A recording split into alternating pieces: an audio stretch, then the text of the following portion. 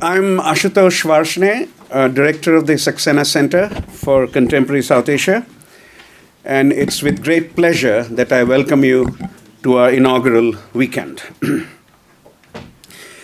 The world today, or in December 2021, according to the World Bank, had 7.84 billion people.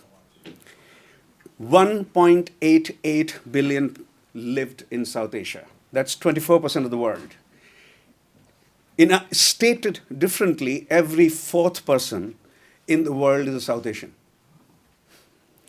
Until 2008, unfortunately, Brown offered very little on South Asia. Fortunately, by 2011, upon the instance of the then President, Ruth Simmons, a Brown India initiative was established, which under our current president, who's luckily present here, Christina Paxson, was transformed into the Center for Contemporary South Asia in 2016. 6 years later, funded by a generous endowment gift by Parag and Usha Saxena. Usha is here. Parag will join us online. Parents of 3 Brown alums, college alums, CCSA, Center for Contemporary South Asia, became the Saxena Center for Contemporary South Asia on July 1st, and will be formally inaugurated by our president today. For this inaugural weekend, we have organized 3 panels, one on economics later this afternoon, one on politics tomorrow morning, and a third on culture tomorrow afternoon. And we also have a concert by Ali Sethi. Ali Asani was his teacher at Harvard. Ali Sethi, right after, a little after the economics panel. All countries of the region are included, large or small, and some of the best minds in the world working on each country of the South Asian region will be speaking to us over this weekend and reviewing major trends, especially on, though not confined to, inclusion and marginalization in the subcontinent. It will be very interesting to see how the culture panel deals with this and how the economics panel deals with marginalization and inclusion. Certainly the committee that runs the center, the steering committee, thought that this was a very important topic to consider in some detail. And yes, for most of these countries, the review would begin in the late 1940s, and for Bangladesh, it will begin in the early 1970s. The concert by Ali Sethi, I will say quite a bit a little later, but for those who would not be able to attend, his work has 2 sides. He has 2 incarnations. He's a musician and he's a writer, both. He has a well-read novel, well-reviewed novel, and his music. He, as a musician of South Asia, has become quite a phenomenon. His latest song on YouTube this morning had 368 million hits. 368, yes, that you heard it right. 368 million hits this morning at 11:30 when I checked. So this much about our program. May I now invite our president, Chris Paxson, to formally inaugurate the center.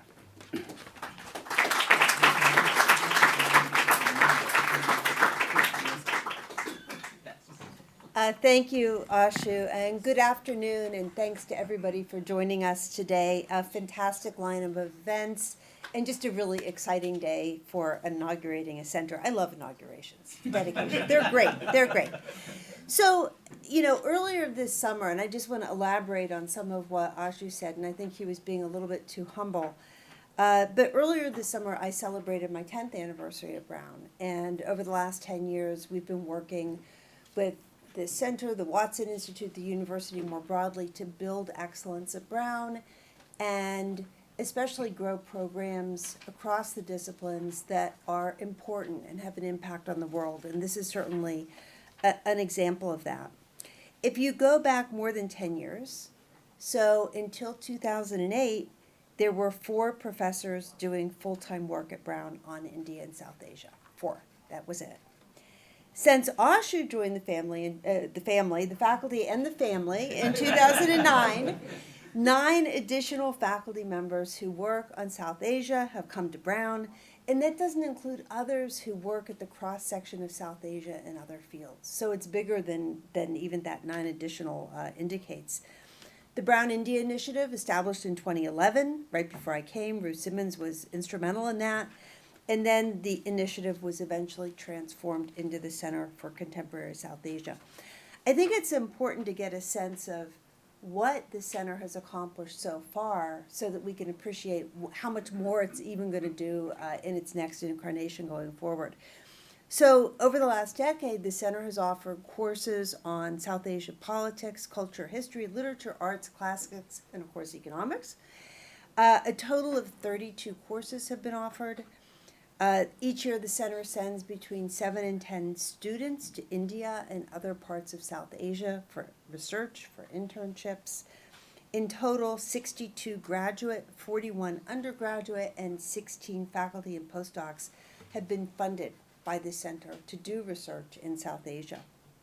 And, that's all great work. In addition, many events and lectures and celebrations and things have really brought issues related to South Asia to the attention of the broader Brown and indeed broader Providence and Rhode Island communities. So now, thanks to the generosity, amazing generosity of Parag and Usha Saxena, the teaching and research produced by this center is going to go on to the next level. And I expect we will see an expanded footprint. We will see more research, more discussion, more teaching, more activity. I'm very excited about it. Parag and Usha are exceptional members of the Brown community, especially because they sent us 3 wonderful students, 2 of whom are here today, graduates, and I want to recognize them. Thank you for coming. They were early supporters of the India initiative here at Brown and have, just been sustained philanthropists, the really important type of support that we need to move forward with Brown's India and South Asia program. So I can't thank them enough. It's terrific.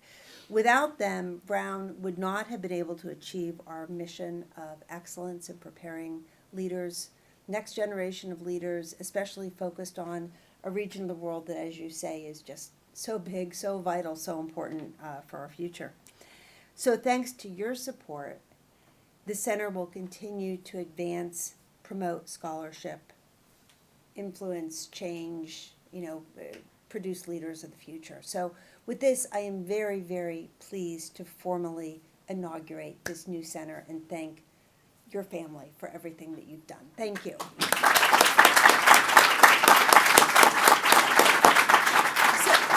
So with that, I would like Usha to come up and accept a small gift on behalf of the university as a token of our appreciation.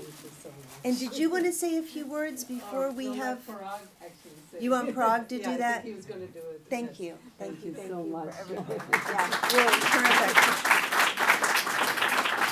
So Parag Saxena came to the U.S. to pursue a master's degree in chemical engineering. He went on to earn, an MBA at the Wharton School at the University of Pennsylvania. His business experience spans 4 decades, considerable activities and interests in South Asia, as well as venture capital in the United States. So please, let's turn it to Parag. Thank you for coming. Good afternoon, everybody. Hopefully I can be heard. Yes, you're great. Yes. You're great. Okay, good. I'm sorry not to be there in person. I recently had a date with some surgeons on their operating table, which I am recuperating from. Fortunately, COVID invented Zoom just in time for me to be with you in that fashion. You have a great program coming up over the weekend. I'll say more about that in a minute. I was asked what my aspiration was for the center. Not that I direct any of it. I would love it if it was to become a center for intellectual discourse. I think that's the thing I've enjoyed the most in my life, regardless of the topic. To borrow from Hamlet, there is nothing either good or bad, but thinking makes it so. I think the opportunity we have through education to solve so many of the world's problems comes from that opportunity for discourse. Whether it's politics, economics, culture, public health, I'm picking on those because the center has slowly expanded in those fields, of course, focused on South Asia, can't do everything in the world. My interest in the center goes back to the time when I stayed connected with India despite leaving there in 1977. And we had offices, my firm had offices in Mumbai, Bangalore, and Karachi. And when President Ruth Simmons had the initial India initiative, I was quick to become a part of that. And when she traveled to India, I designed a trip to my own offices at the same time so I could spend some time with her. We had a great time. A highlight for me was when I took her to my alma mater, my undergraduate school, the Indian Institute of Technology in Bombay. I was hoping that the strong strength in the sciences and engineering at IIT could benefit from the strong humanities and liberal arts from Brown. Over the years, the center has benefited with great leadership and support at the top, which is critical. So Ashu, of course, Professor Varshni, has been there since the beginning, the India Initiative, and then the creation of the CCSA, which had the support of President Paxson. And that's been terrific, that continuous leadership and that support from the top. The last thing I want to say is something about this weekend's program, which is on inclusion and marginalization. Ashu said he would say more about it. What I will say is, over hundreds of years, little has changed in that. For the people who, in Warren Buffett's words, lost in the ovarian lottery, life has not changed much. I will give you an early 19th century quote from Mirza Ghalib, beloved poet across the subcontinent. Koi virani si virani hai, dasht ko dekh kar yaad aaya ghar. Translated loosely, I'd never do it perfectly.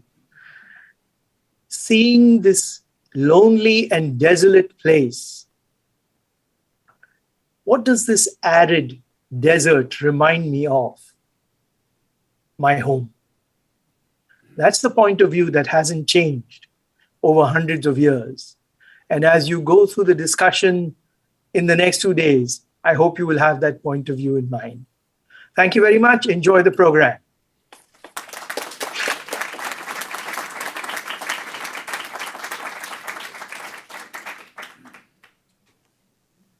Well, I was going to thank him again, but please take back, wish him a happy, fast recovery, and just take back our thanks and gratitude from Brown. Okay, thank you, thank you. So we are now going to move into our first event of this wonderful weekend, and I'm extremely pleased to have a panel of leading economists. I'm an economist myself. I think that's why I was asked to do this. And the accomplished scholars with us today, I am not a scholar of South Asia, so I'm really excited to hear what they have to say. They will collectively address the impact of economic research in South Asia and some of the most important areas where we should be doing research, thinking about advancing knowledge. So why don't I invite them to come up, and then I will introduce them and we'll get started. So please.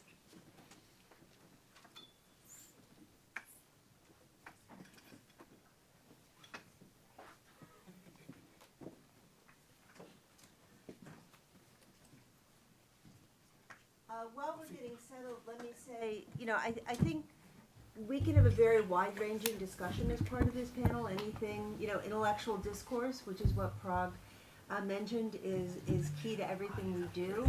But I do think that there's, when I look at this group and look at the expertise, the great expertise of this group, there is a tremendously rich understanding of the well-being of populations, the extent to which they're able to bridge academic scholarship and really bring it to social policy and improving economic development and the quality of life for low-income people in the region. So I've learned a lot from their scholarship. I've known a number of you over the years, which is really great. So what I'm going to do is I'm going to introduce them all at once.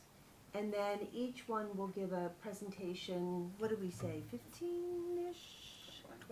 20? Okay. But that means I say 15, so that I can... For Karthik, you should say 5 minutes. Yeah, 5 down there, right? And I will stick to the time, and then that'll give us lots of time for Q&A and questions, which will be great. So I may shorten the bios a little bit because I do want to get to the presentations, which I think are going to be the best part, and the discussion. And I'm starting going this way, and we are starting from, this was Andy Foster's idea, to start with the smallest countries by population leading up to the largest. So that's the ordering.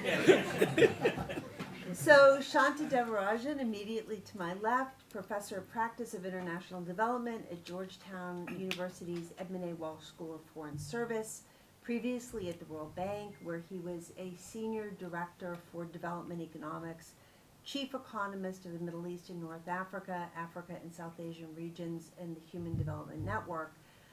He was also a director of the 2004 World Development Report, and I think we were involved on things at that point, which was great. The title of that report, which I think was especially important, and it was an influential report, was Making Services Work for Poor People.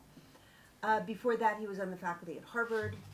Born in Sri Lanka, he received a PhD in economics from UC Berkeley and an AB in mathematics from Princeton University. So thank you, Shanta. Sailesh Tiwari is a senior economist for the Poverty and Equity Global Practice of the World Bank. He's a global leader for the Solutions Group on distributional impacts of fiscal and social policies, and he supports the bank's engagement in the measurement and analysis of the drivers of poverty and inequality in the South Asia region. And he's led the bank's engagements on poverty and equity issues in Indonesia, South Caucasus, Yemen, Nepal, and earlier roles. I could go on. Notable recent outputs include Beyond Unicorns, Harnessing Digital Technologies for Inclusion in Indonesia, Time to Act, Realizing Indonesia's Urban Potential, and Aspiring Indonesia, Expanding the Middle Class. Born in Nepal, Sailesh holds a PhD in economics from Brown University. You like that. Ahmed Mushfiq Mobarak is a professor of economics at Yale University with concurrent appointments at the School of Management and in the Department of Economics. He is the founder and faculty director of the Yale Research Initiative on Innovation and Scale, and he conducts field experiments exploring ways to induce people in developing countries to adopt technologies or behaviors that are likely to be welfare improving, and examines the complexities of scaling up development interventions that are proven effective in such trials. This has been a very big area of economic research in the last 15 years, so it's important to have his voice here. Born and raised in Bangladesh, he holds a PhD from the University of Maryland, so welcome. Asim Khwaja is the director of the Center for International Development and the Sumitomo Foundation for Advanced Studies on International Development, professor of international finance and development at the Harvard Kennedy School, and co-founder of the Center for Economic Research in Pakistan. And his areas of research include economic development, finance, education, political economy, institutions, contract theory, and mechanism design. And, you know, again, he's also done extensive field work combined with rigorous empirical analysis built on strong foundations of microeconomic theory to answer questions that are really motivated by policy. He was born in London, has lived in Kano, Nigeria, Lahore, Pakistan before moving to Cambridge. He received his BS degree in economics and in mathematics with computer science from MIT and a PhD from Harvard. So thank you for being here. And then finally, we have Karthik Mular. I'm going to. Thank you. Muralidharan. Thank you very much, Muralidharan. He's at the Tata Chancellor's Professor of Economics at UCSD, and his research spans development, public and labor economics with a focus on improving the effectiveness of public spending in the social sector. And his research program is characterized by large-scale randomized experiments conducted in partnership with governments to study the impact of programs and policies at scale. So you can see that this is a theme that cuts across a lot of the research that we have represented in this group. He's actively involved in policy advising and capacity building in India at both the central and state government level, writes a column on economic policy for the Hindustan Times, teaches a popular course on the Indian economy at UCSD. Born and raised in India, he earned a BA in economics from Harvard, summa cum laude, an MPhil in economics from Cambridge University, and a PhD in economics from Harvard. And I think you take the prize for having traveled farthest to get here. Right? Came straight from India for 2 days. So thank you. And with that, I'll turn it over to Shantu.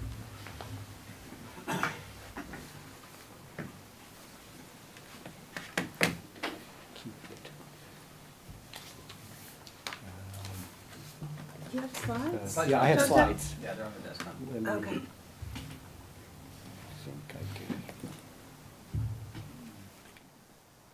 If panelists want to sit and watch, feel free to move. I may do that too. We can all come back when we're ready for discussion. Excuse me. Okay, well, thank you so much, especially thanks to Chris for this fulsome introduction, and Ashu for inviting me, and Andy. It really is a pleasure to be back here, back with friends who I don't get to see very much, haven't seen in a while. But also, I really think this Saxena Center is an inspiring initiative. It's given me a lot of boost because we're trying to do something similar at Georgetown, and it's given me some a great encouragement that we can go places. So let me jump right in. I think all of you know that Sri Lanka is experiencing the worst economic crisis in its history. There's huge shortages of food, fertilizer, medicines, fuel. GDP is expected to decline by 8.7% this year. It's one of the largest contractions that they've ever experienced. Inflation is over 50% a year. I mean, every time I give this presentation, I have to revise the statistics.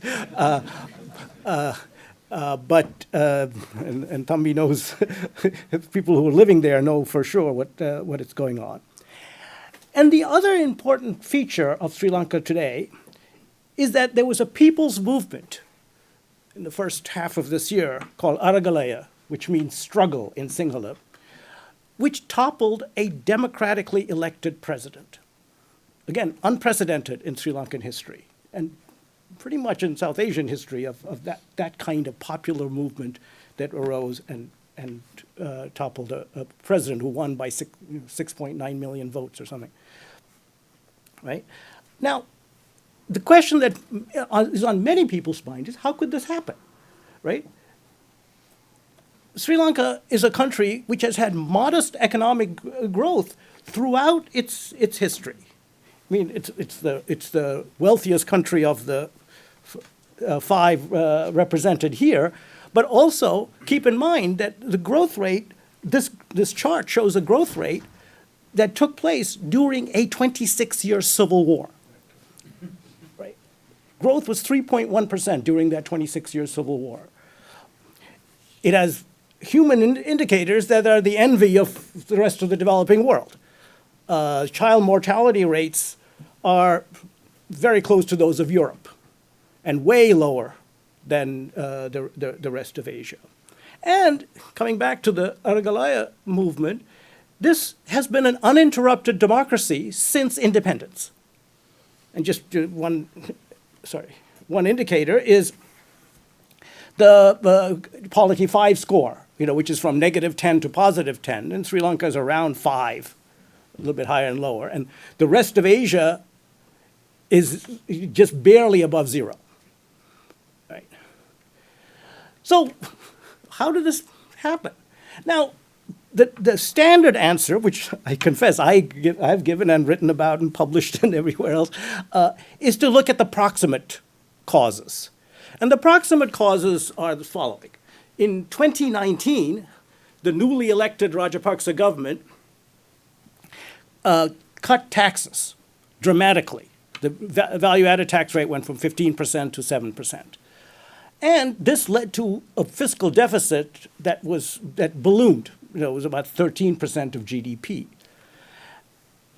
And not surprisingly, when they saw that, the credit rating agencies downgraded Sri Lanka's credit rating in 2020, in early 2020. So this is before the pandemic had taken over and anything else. Now, what you usually do when you face that kind of situation where your credit has been downgraded, so you are effectively cut off from borrowing, you try to restructure the debt and develop an IMF program. And despite advice from people inside the country and outside the country, including myself, the government refused to do both. So for 2 years, they continued being cut off from capital markets. And what they did do was, since they're not going for a debt restructuring, they had to repay the debt. So they drew down reserves. They paid it out of reserves. And not surprisingly, they ran out of reserves, which is why you're having the shortages of food and fuel and so on. Also, they had to finance this fiscal deficit, and they chose to finance it by printing money, by borrowing from the central bank. And as certainly the textbooks that I learned from, and I hope that you all learned from, we know what happens when you finance a fiscal deficit by printing money. You get inflation. And inflation skyrocketed. So just as the textbooks would predict.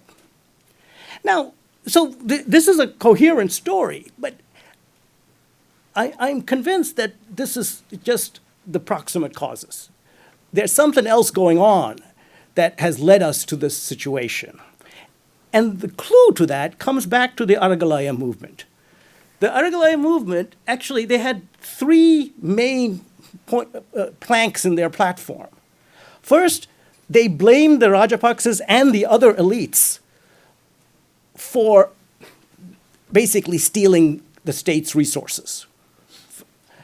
Secondly, they called for accountability of government. Now think about that. This is an uninterrupted democracy, right? But the key word for them was accountability. And they called for empowerment of poor people. Again, this is a country with these off-the-charts human indicators. And they're saying, no, the poor have been disempowered in this country.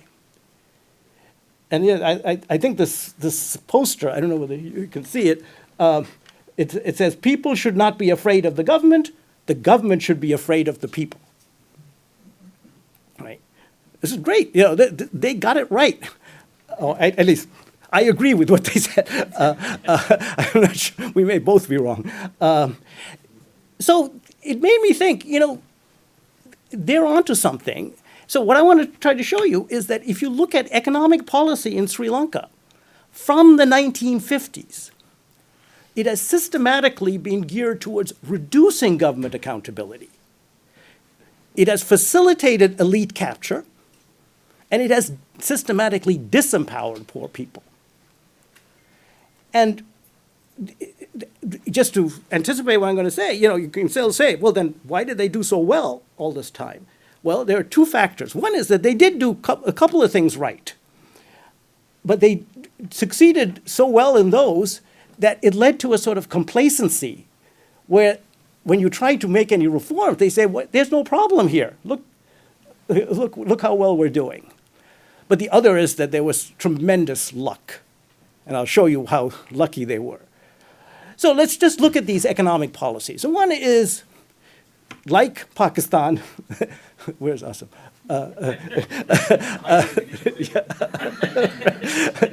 There's the host of... When you say like Pakistan, what follows in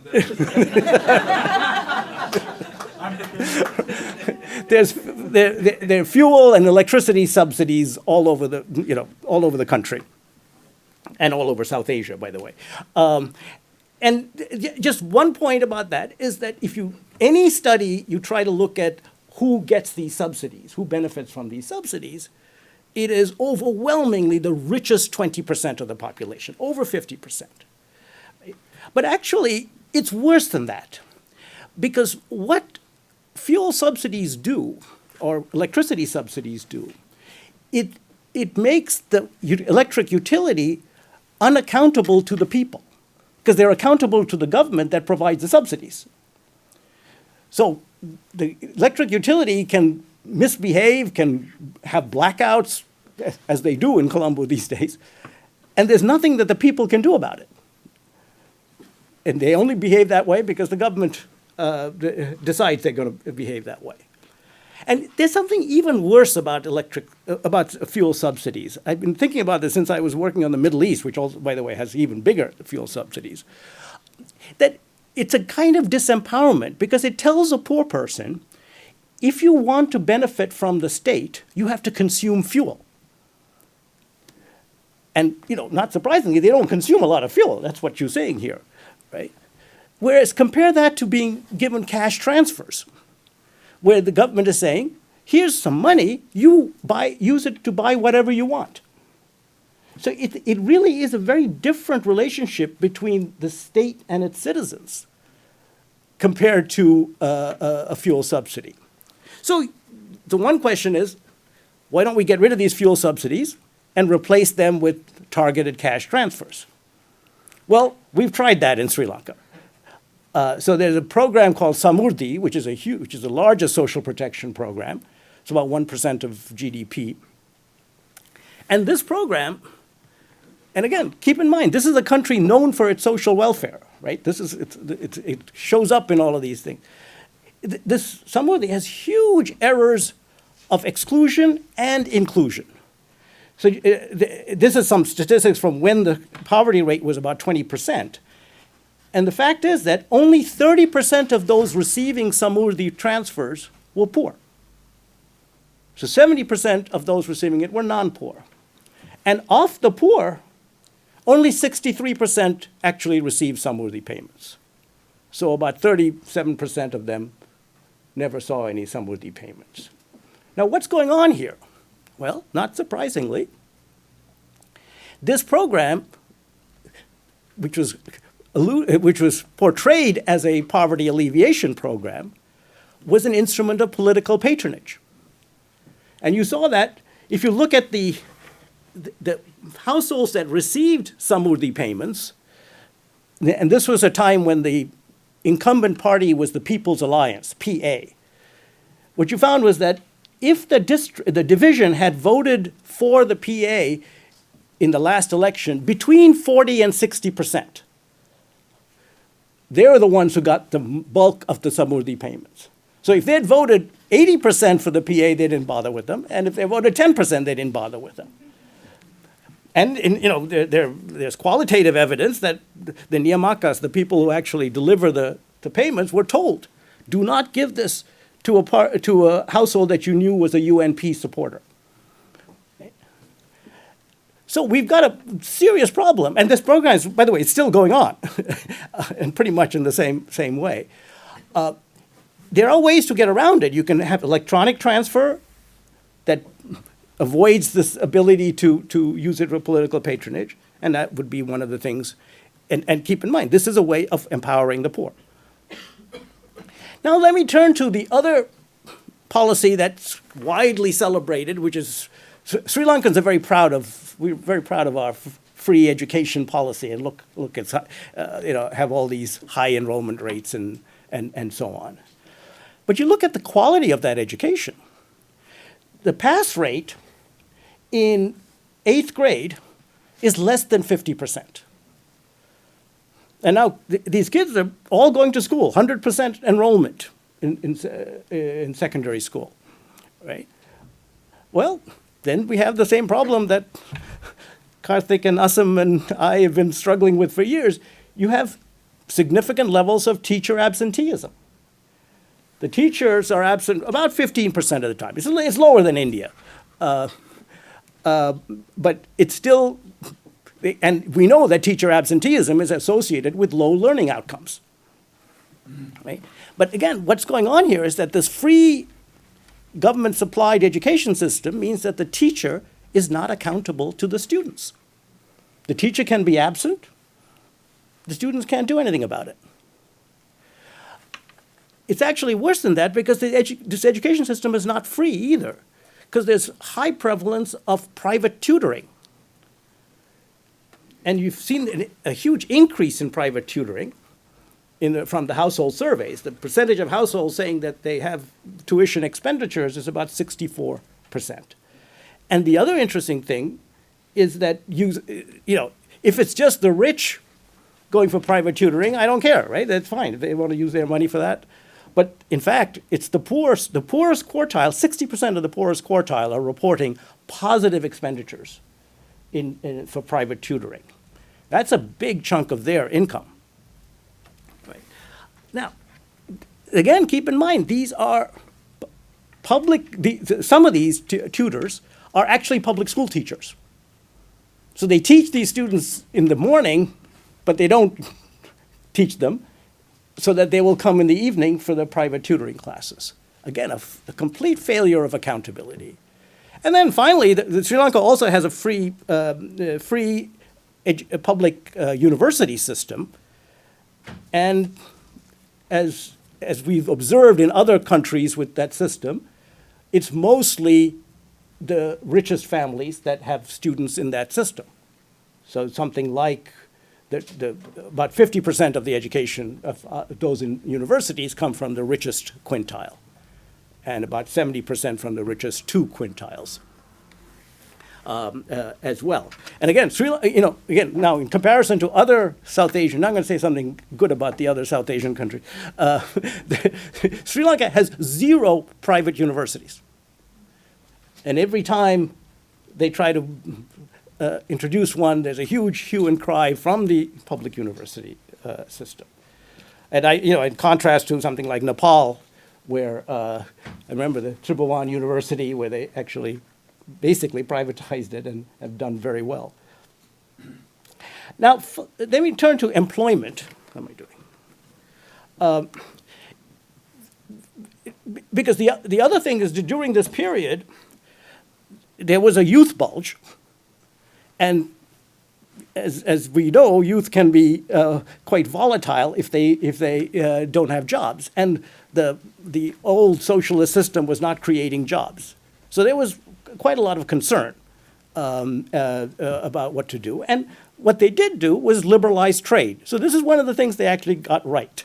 They liberalized trade around in the late 70s, earlier than the other South Asian countries, and growth accelerated. This is in log terms, so you can see that the slope is the growth rate.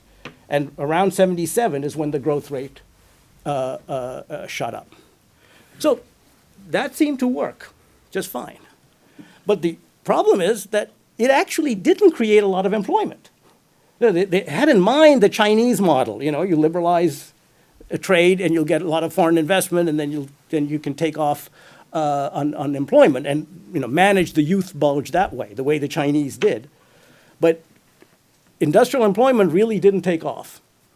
The reason for that, or one of the reasons for that, is that Sri Lanka, again, even by South Asian standards, has some of the most restrictive labor regulations in the world. So the average severance pay for workers who have the average for workers who have served for 20 years, the average severance pay is 30 months of wages. That's 2.5 years. Right. So if you've got to pay that to fire someone, you're not going to hire them. And sure enough, what you find is that the firms, when you look at firms of different sizes, they're stuck at 14 employees because those severance pay regulations kick in at 15. Right. So you have a big dip. But we still had the youth bulge. You got to do something, otherwise these kids are going to go out in the streets, and they did a couple of times. But anyway, Sarah will talk about that. So what the government did then was to hire them into the government. So they increased public sector employment. But that turned out to be another disaster because the public sector actually pays more than the private sector. And so this created, first of all, a huge hole in the budget.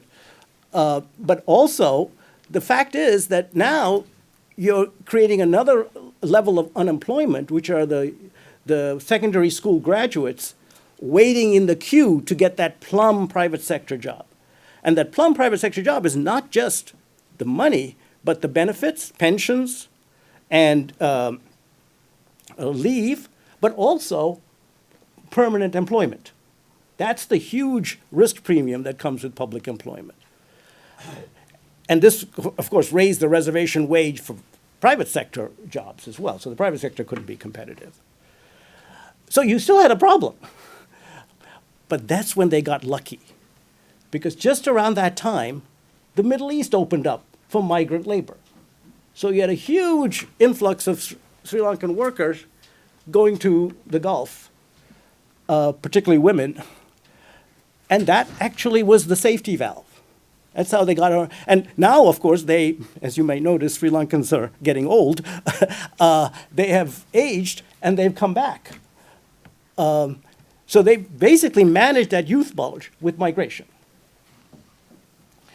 Then the other thing is that while there was this growth after liberalization, am I getting to time? I have 12 minutes, right? Yeah, I was giving you like a 3-minute. Oh, thanks. Yeah. I have my clock. Yeah.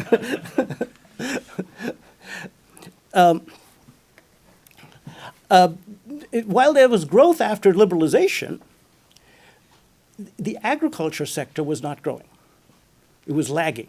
It's still lagging, by the way. Now, what's going on there? Well, it turns out that over 50% of the farmers are producing paddy. Right? And these are and a much larger share of the poor farmers. Now, paddy, as you can see there, is the least productive crop. So why are they growing the least productive crop? Because by law, they have to. So there's a Paddy Lands Act from the 1950s, I think, right? Basically the government owns the land, so they lease it to farmers on condition that they grow paddy. Even though it's much more lucrative to grow fruits and vegetables, as you can see, it's much more productive, and also they can sell at a higher price. I remember once when I was in Sri Lanka, reading the newspaper, a farmer was fined 35,000 rupees for growing bananas. Right? Now, this tells you a couple of things. Right? One is that he was willing to take that risk, right, to grow bananas. But how much more lucrative bananas are compared to rice. So here's another policy that has prevented farmers from getting access to market prices by forcing them to grow paddy. Again, there's an advantage to being accountable to market prices because you cannot politically manipulate them the way you do with the Paddy Lands Act. And then finally, getting to the end, let me come back to where I started from, which is monetary and fiscal policy. Because Sri Lanka has the highest inflation rate in South Asia today, but it's consistently had high inflation. The high inflation for over decades, the highest inflation in South Asia. And basically, it has the least independent central bank. the Ministry of Finance has been able to control the central bank to such an extent that the fiscal deficit is financed by printing money. Because again, it's the easiest way for them to finance the deficit. If any other way, you run up against being accountable either to the foreign lenders or to the domestic private sector. If you try to borrow from the domestic private sector, interest rates go up and then they start screaming. Whereas if you borrow from the central bank, a little bit of inflation and things can proceed. So you really need an independent central bank, and that's got to be one of the highest priorities. And and then finally, I just want to say that that's still not going to control the fiscal deficit, and that's where the problem started, as I said in the beginning. But for that, I think that's where the borrowing from the private capital markets, borrowing abroad from private capital markets, the ISBs, the international sovereign bonds, makes the difference. Because the private capital market, which is much criticized in Sri Lanka, is actually the one that holds the government accountable for its fiscal policy. The official creditors, let's be honest, they lend for other reasons as well, political and geopolitical reasons. At least the guys in the private capital market, all they care about is the government actually managing its fiscal policy properly. And if it doesn't, then they start raising the rates. So this is a form of discipline on the fiscal side that if we should actually get back to borrowing from private capital markets as fast as we can. So my conclusion, I've already alluded to this, Sri Lanka developed, despite these policy failures, for two reasons. One is prisoners of success, and the other is the good luck. Things work well. I just want to say, the balance of payments crises, they've had balance of payments crises because of this monetary and fiscal policy stance. But every time there was a really big crisis, something happened. Like there was a drought in 1983, there was a drought in Kenya, so tea prices shot up. And it was solved right then and there. Right? In 2004, they were again on the brink, and then the tsunami happened. And the tsunami was tragic, but it actually brought in a lot of foreign exchange that alleviated the balance of payments crisis. In fact, there was a vice president of the World Bank, David Hopper, vice president for South Asia, who said, "I'm now convinced God is a Sri Lankan."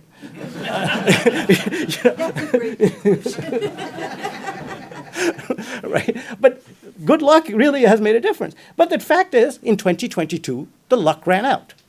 And all of these accountability failures, the elite capture, the disempowerment of the poor have come out in light. So my conclusion is, what can we do? Listen to the Aragalaya movement. It's about accountability, elite capture, and empowering the poor. And the policies that I've talked about here are really about the same thing. So the Aragalaya movement and we are on the same side. The economists and popular movements are on the same side. Thank you.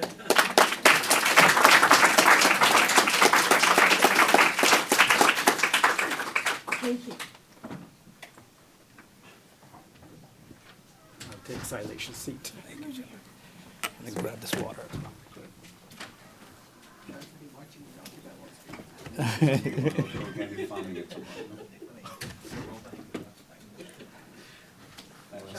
I'm waiting for you to march with the Occupy Wall Street. I'm just seeing the suppressed several years of the World Bank now coming out. In reaction to that. Andrew, I see my presentation here. Is it one of these? It's, Muralidharan. Muralidharan. Not this one. That is Khwaja. Yeah, mine isn't here. You're not, okay, I'll have to get some. I don't know that I saw that one in Stephanie's list, so. You want to switch? Yeah, He's we I can- think Karthik I'm can- wondering Yeah. if we just get him. We can- however- Yeah, sure. Yeah, Karthik, Karthik, go why ahead. don't you come Yeah. on up and we'll get it. So surprise. Thank you. India always takes over.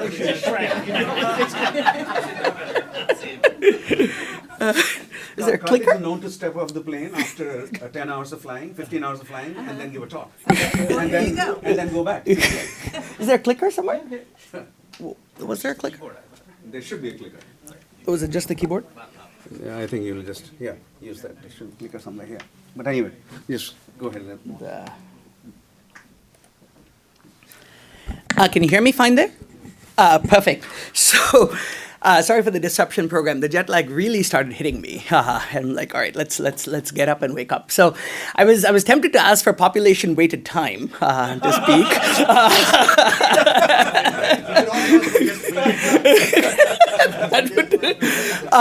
But I mean, it really is impossible to do justice to India in 20 minutes, right? I mean, we're talking about diversity in the region. The diversity within India probably swamps any diversity across countries, right? You've got Maharashtra with GDP per capita 5 times that of Bihar. So, it's a tall order to do justice to this in 20 minutes. And so the brief from Andy was, I asked big picture or current. He said big picture, 75-year overview, and to connect it to my own research to the extent possible so that what I'm saying is, not just anything you could pick up from reading an analyst report, but something that's informed by my own work, okay?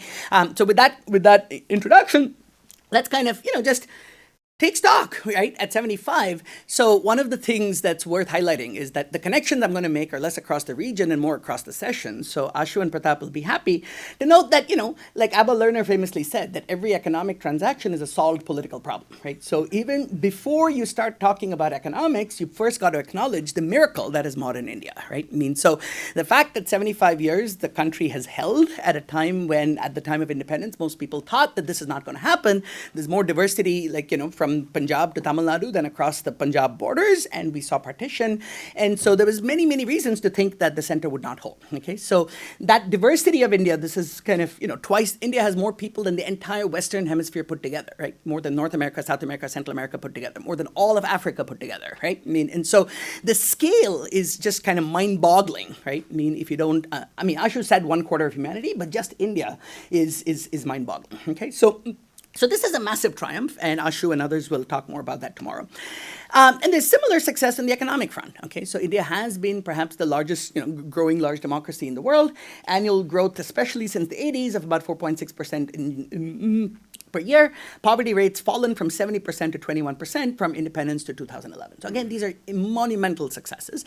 And when you think about the Indian state, and I'll, obviously this is the glass half full, right? I'm gonna come talk about all the problems, right? This is the first slide, right? But the Indian state is also remarkably impressive in many things it does, right? It successfully conducts the world's largest elections, the world's largest censuses, the world's largest election campaigns. Anything that India does that China doesn't do is obviously the largest, right? So elections is up there, right? And it also does a fantastic job in kind of episodic kind of delivery of services. Okay, so it has some of the most amazing disaster relief operations in the world. It manages the logistics of things like the Kumbh Mela, where you get like 30 million people like in one place. It's just mind-boggling, okay, what the state manages to do. But obviously there was a but, right? So this is all the good stuff. The less good news is when you think about the performance of the state in kind of the delivery of core basic services, right? Education, healthcare, police, justice. The situation really is quite depressing, okay? So education, we've got school enrollment rates over 95%, but abysmal learning outcomes that over 50% of kids who are enrolled in complete primary school in rural India can't read at a second grade level, okay? So this is basically kids whose futures for all practical purposes kind of over, at least in terms of education, because if you can't read at the end of grade 5, it's pretty much over. Okay, and I'll give you some more data on that later. You see a large-scale flight to private schools, which is another kind of marker of people's collapsing faith in the public system. Health is even worse. You've got the largest number of malnourished and stunted children in the world. Over 60 million children under 5 are stunted. Okay, it's just kind of staggering numbers. Over 70% of primary healthcare visits in India are to the private providers, even though there's a free public system. And over kind of 70% of those have no formal qualifications. Over like 50% of medical care in India is provided by quacks, okay, with basically zero formal training, okay? And India has 13 out of 15 most polluted cities in the world, okay? And so these are just massive problems. Police and public safety. The police are understaffed, undertrained, under-equipped, and overworked. I think there was many cases where they don't even reach the crime scene on time. So again, Bollywood, speaking of culture, always captures reality. There's a reason why the police always show up in the last scene, right? It's not just to give the hero time to beat up the bad guys. Like, it reflects the fact that the police actually don't show up, okay? And then And then, and only 10 to 15% of crimes are even reported. And even if you're caught, I can tell you kind of lots of jokes, right? About police. We won't have time for that. But, we've also got a human rights kind of crisis in terms of what happens to you if you're captured by the police, okay? There's an estimated 5 custodial deaths every day as estimated by the National Human Rights Commission. Now, the good news is not all of this is because of torture. It's mainly because people are sitting in prison for so long, that many of them even die of old age, right? But that's kind of then gets to our courts, right? Which is the court system has an accumulated backlog of over 30 million cases, measured as cases kind of pending for over a year, growing by over 1 million every year, okay? And again, and so 2/3 of our incarcerated population are what are called under trial, right? So these are not people formally found guilty by the court system, but are there basically waiting for a trial, okay? And every one of these failures of public services disproportionately affects the poor and the most marginalized, okay? So on every dimension, you cut the data, it's going to be the poor, it's going to be lower caste, it's going to be historically underprivileged groups that are kind of at the receiving end of kind of the, of the poor functioning of the Indian state, okay? So when you think about improving the lives of the poor and the marginalized, there's broadly 3 things you can do, right? And the 3 key drivers. So the first and most important in some ways is economic growth, right? So that's the engine of job creation, engine of prosperity, and engine of tax revenues that allows the government to actually do its kind of core job in terms of public service delivery and redistribution, okay? The second driver of that is the allocation of public funds to the social sector and welfare, right? How much of public money is being allocated. And the third is the quality and effectiveness of that expenditure, okay? And so basically, my point of view, which is going to be backed up by a lot of research and my own experience, is that when we think about which of these 3 levers are going to give us the most bang for the buck of kind of academic and policy attention in kind of improving the lives of the poor fast, it's going to be the third bucket. Okay, so and that's what I'm going to focus on. That we've got. The translation of expenditure into outcomes, okay, is what is hampered by chronically weak state capacity, and in the executive sense of the term, okay. So anybody who does work in India will know that the people will say, oh, policy is fine, it's all about implementation, okay. And so one way to kind of translate all of this into an academic jargon is to say state capacity. Now I have a whole book coming on state capacity where I'll define this. I'm not going to have time for this, okay. But to give you a sense of how important this is, Lan Pritchett in 2008 in The Economist called the weak performance of the Indian state is one of the 10 greatest challenges facing humanity, and that's both because of the number of people affected and the scale of the problem.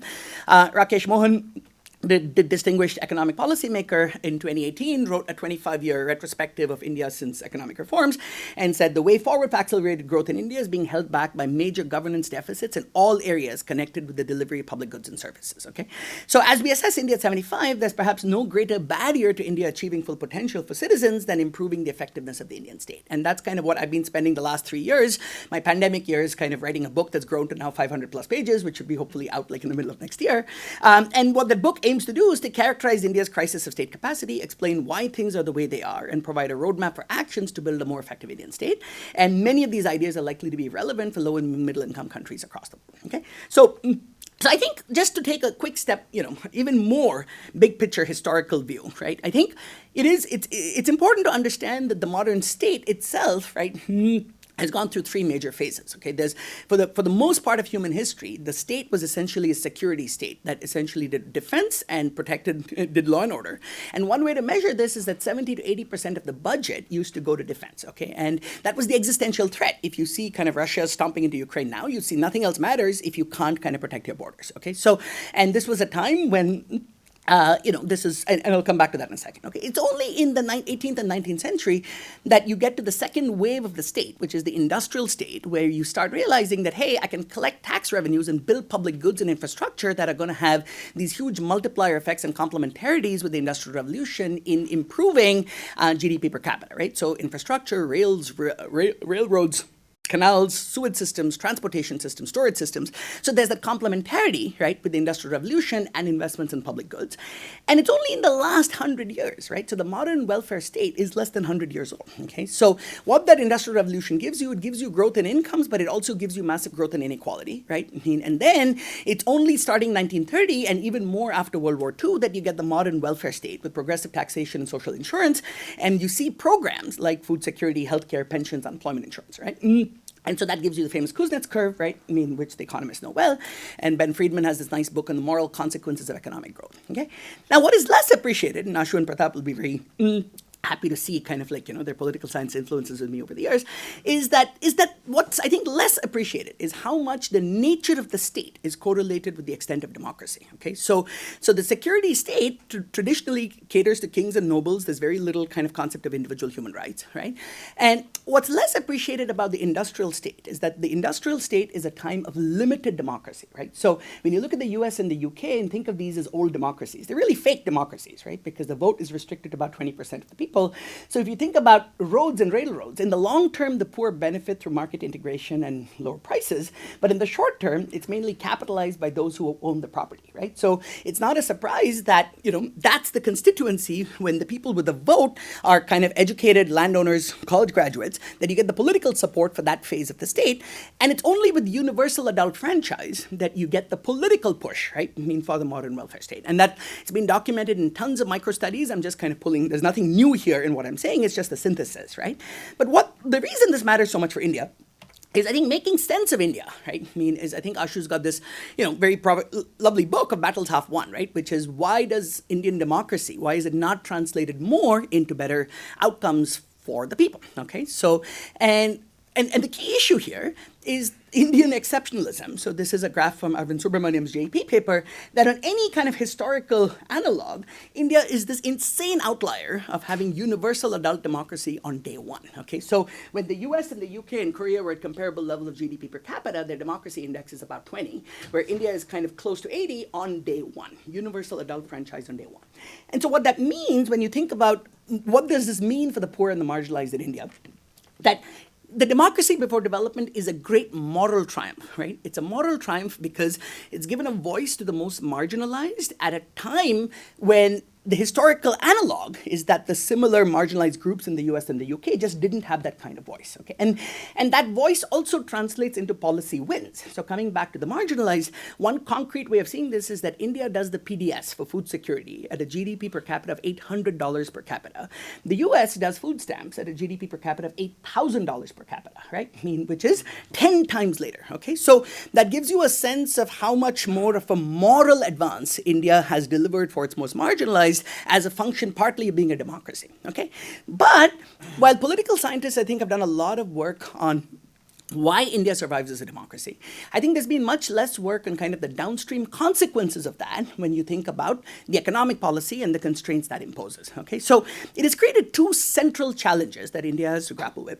The first is just the public finance challenge, which is there's only so much money, right? And so public finance 101 is, am I investing in public goods or am I investing in redistribution? And by kind of having the redistribution at such an early stage of development, right, there's just been much less money to invest in public goods, okay? So the problem is not welfare, okay? Welfare is not a problem. The problem is doing welfare spending without the administrative capacity to spend that money well, okay? And so that gives you really poor quality of expenditure in multiple metrics targeting leakage distortions. And then you get this vicious cycle between low state capacity, right? And that means the politicians have to spend even more on kind of welfare programs to deliver a given amount of benefit. And that means you have even less money to invest in the state, okay? So there's metrics of this I can talk about in terms of how India has the lowest number of public employees per capita. There's many metrics of weak state capacity, which I'm not going to have time for. But that's kind of your first vicious cycle of kind of, because there's a fixed budget. And remember, when you're poor, when the people are poor, the government is also poor. And relatively, the government is even poorer because tax to GDP ratio is lower, right, at low GDP per capita. And so what that means is that there's just that fiscal squeeze on investment in the state.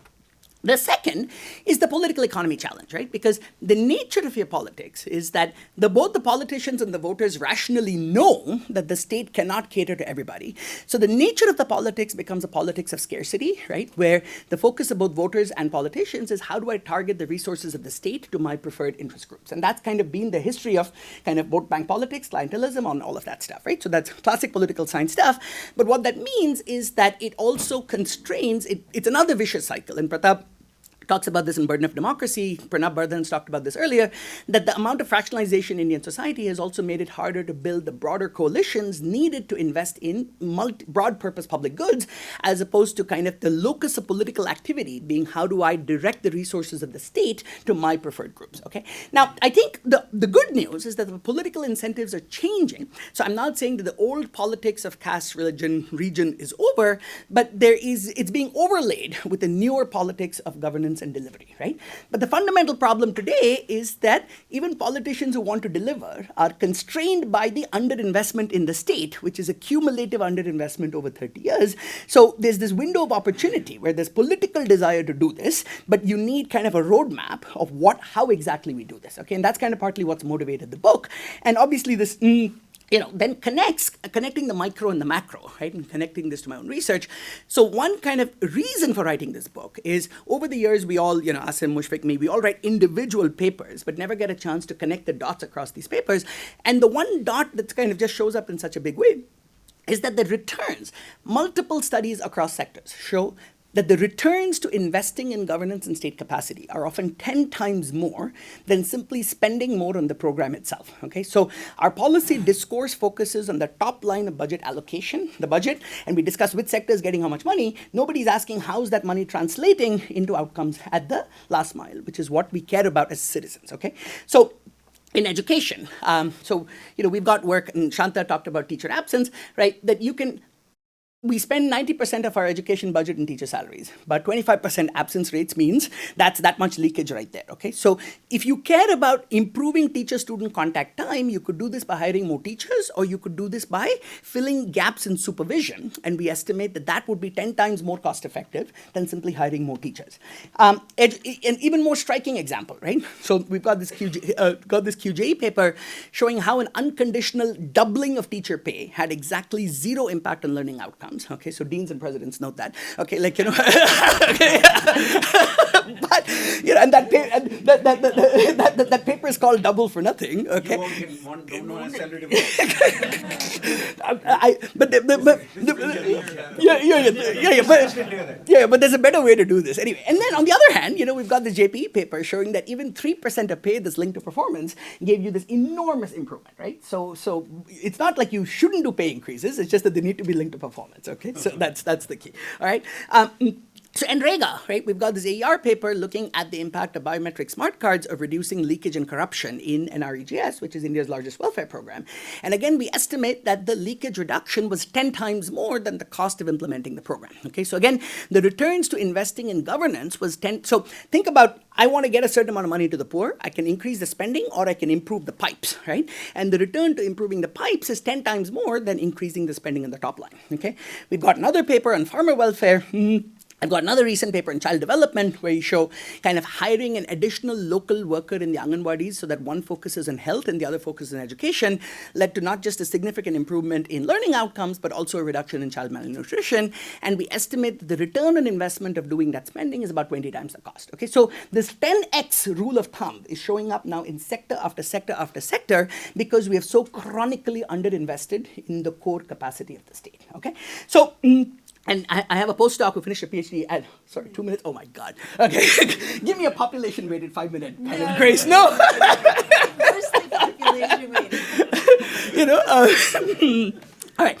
So anyway, and then, and the returns. So I think one of the reasons why we've not made these investments is that the good news of liberalization is we've had all this growth. The bad news is that the elites in India who drive our discourse and policy have completely seceded from being recipients of public services. Okay, so if you are an elite or middle class in India today, you're basically using private schools, private health, private security, private everything. Okay, and so part of the apathy towards improving the public systems comes from the fact that the elites have completely seceded. Okay, so but one of the points here is it's not just about pro-poor, that this will also benefit the elites. So, Asim So I've got this paper with Jishnu just documenting how within markets, the quality of public and private providers across India are so highly correlated. And Asim has this gorgeous paper now, which is truly amazing, right? Where they do a market level experiment of improving public schools, and you see this downstream impact on private schools, right? Because the private schools are forced to compete with an improving public option. So that's why kind of investing in the public has a double benefit, right? It benefits the direct users of the public,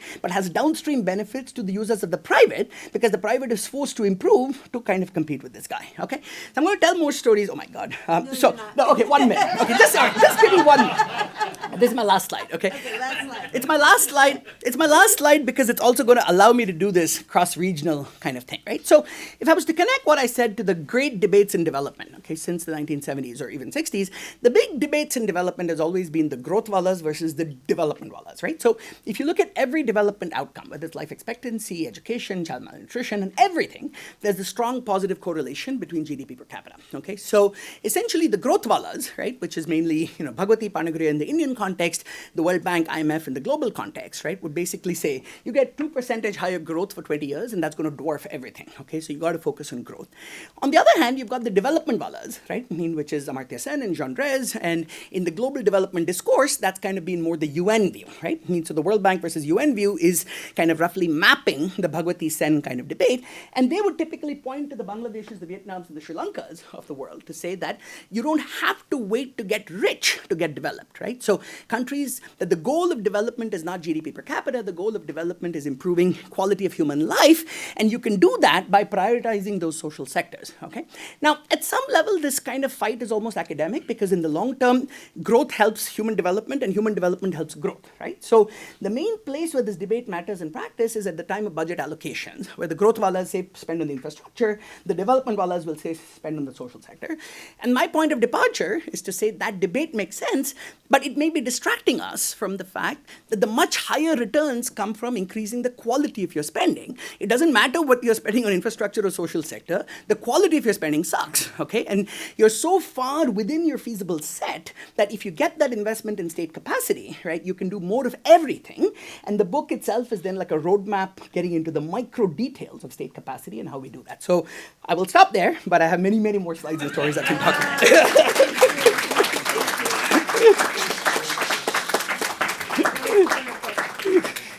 So are we ready to go back to Sailesh? Have we discussed that thing? Yeah. Yes, Stephanie is saying yes, that means yes. Okay, good. So There Sailesh, you are. thank you. Thank you. Sorry for the brief delay. Apologies. Thank you, Stephanie. Thank you, Stephanie. I love you. Excellent. So that's a tough act to follow, but I'll do my best. First of all, thanks very much for the invitation. It's fantastic to be here exactly 10 years after I finished my PhD, and special thrill actually to be part of this distinguished panel, to be participating in the launch of this center as well. Many of the things that I'll say actually will end up in the same place that Karthik, basically covered, terrain that he covered. But I think what my presentation will do is perhaps introduce the Nepali context a little bit, better, but will lead to the same place. Talking about the economy, I think, over the last 15, 20 years, it's inevitable, I think, in the context of Nepal, to not talk about the turbulent sort of political, context. I know there's a session tomorrow, and there'll be a lot of conversations about this, but over the last 25, 30 years, I mean, it's hard to believe the kinds of changes that have happened in the country. Going from a unitary Hindu state ruled by an absolute monarch to a federal republic with a secular sort of theme. Huge Maoist revolution for 7 or 8 years that cost the lives of 14,000 Nepalis. A very fractious post-conflict transition period that prolonged for quite a bit. Saw some kind of a resolution at the around sort of 2017 when the first general election was held under the federal structure. But even the majority government that came into power struggled to sort of complete the full tenure. So as Nepal goes into elections again in 2022, we've probably had 25 prime ministers in the last 32 years. So that, what that does to state capacity, what that does to the fundamental sort of ability of the state to deliver on various things is a question for discussion. But today, Nepal is the Italy of South Asia. Correct. Or in the recent context, I mean, the changes that have been happening in the UK as well, quick, rapid succession. So I'll focus on the economic dimension of it. It's certainly this sort of a, political environment has weighed down on the economic performance. Shanta, you showed this similar chart, the one you see on the right-hand panel in a different form. A statistic to perhaps, I mean, it's not evident there, but to think about and linking to the presentation on Bangladesh would be At the beginning of the decade, the difference in per capita GDP between Nepal and Bangladesh was 100. Today, it's increased by sevenfold. So, just within the region, we've seen success, measured by per capita GDP growth in a country like Japan, Bangladesh, whereas Nepal sort of languishes as one of the poorest in the region. Unable to sustain periods of, high growth, fits and starts, periods of growth, 3% average over the last, 20 years or so. Yet, a contrast that's interesting is that on measures such as income poverty, let's say, there's been quite a lot of progress. There are a lot of numbers in that table up there, but the official poverty as of 2010 was 25%, so 1 in 4 Nepalese were categorized as poor. The fact that the data is for 2010 is in itself remarkable, and it's a point that I'll come to in the end. But that's the latest available statistic, official statistic available. That's what it tells us. If you look at trends, different ways of looking at it, different poverty lines, one defined in 1995, another one sort of updated in 2010. Either of those poverty lines, you'll see remarkable progress. And in fact, looking specifically at the progress between 2003 and 10, there's a benchmarking exercise that was done within the World Bank on sort of episodes of poverty reduction, and and this particular rate of poverty reduction came out in the 95th percentile or something. So it's quite a remarkable rate of poverty reduction, despite sort of lukewarm performance on aggregate sort of economic level. And the story is actually one of, the question is why, and the driver is remittances, which I think in the case of Nepal, many South Asian countries send migrant workers to places in the Middle East, East Asia, but the rate at which this happens in Nepal is actually quite large. So an estimated 4 million people out of the country, that's 7 to 8% of the population, and obviously the remittances they send back are a big part of household sort of budgets. As you will see in the chart on that side, it's 95, 96, 2003, 4, 2010, 11, the 3 rounds of income expenditure surveys.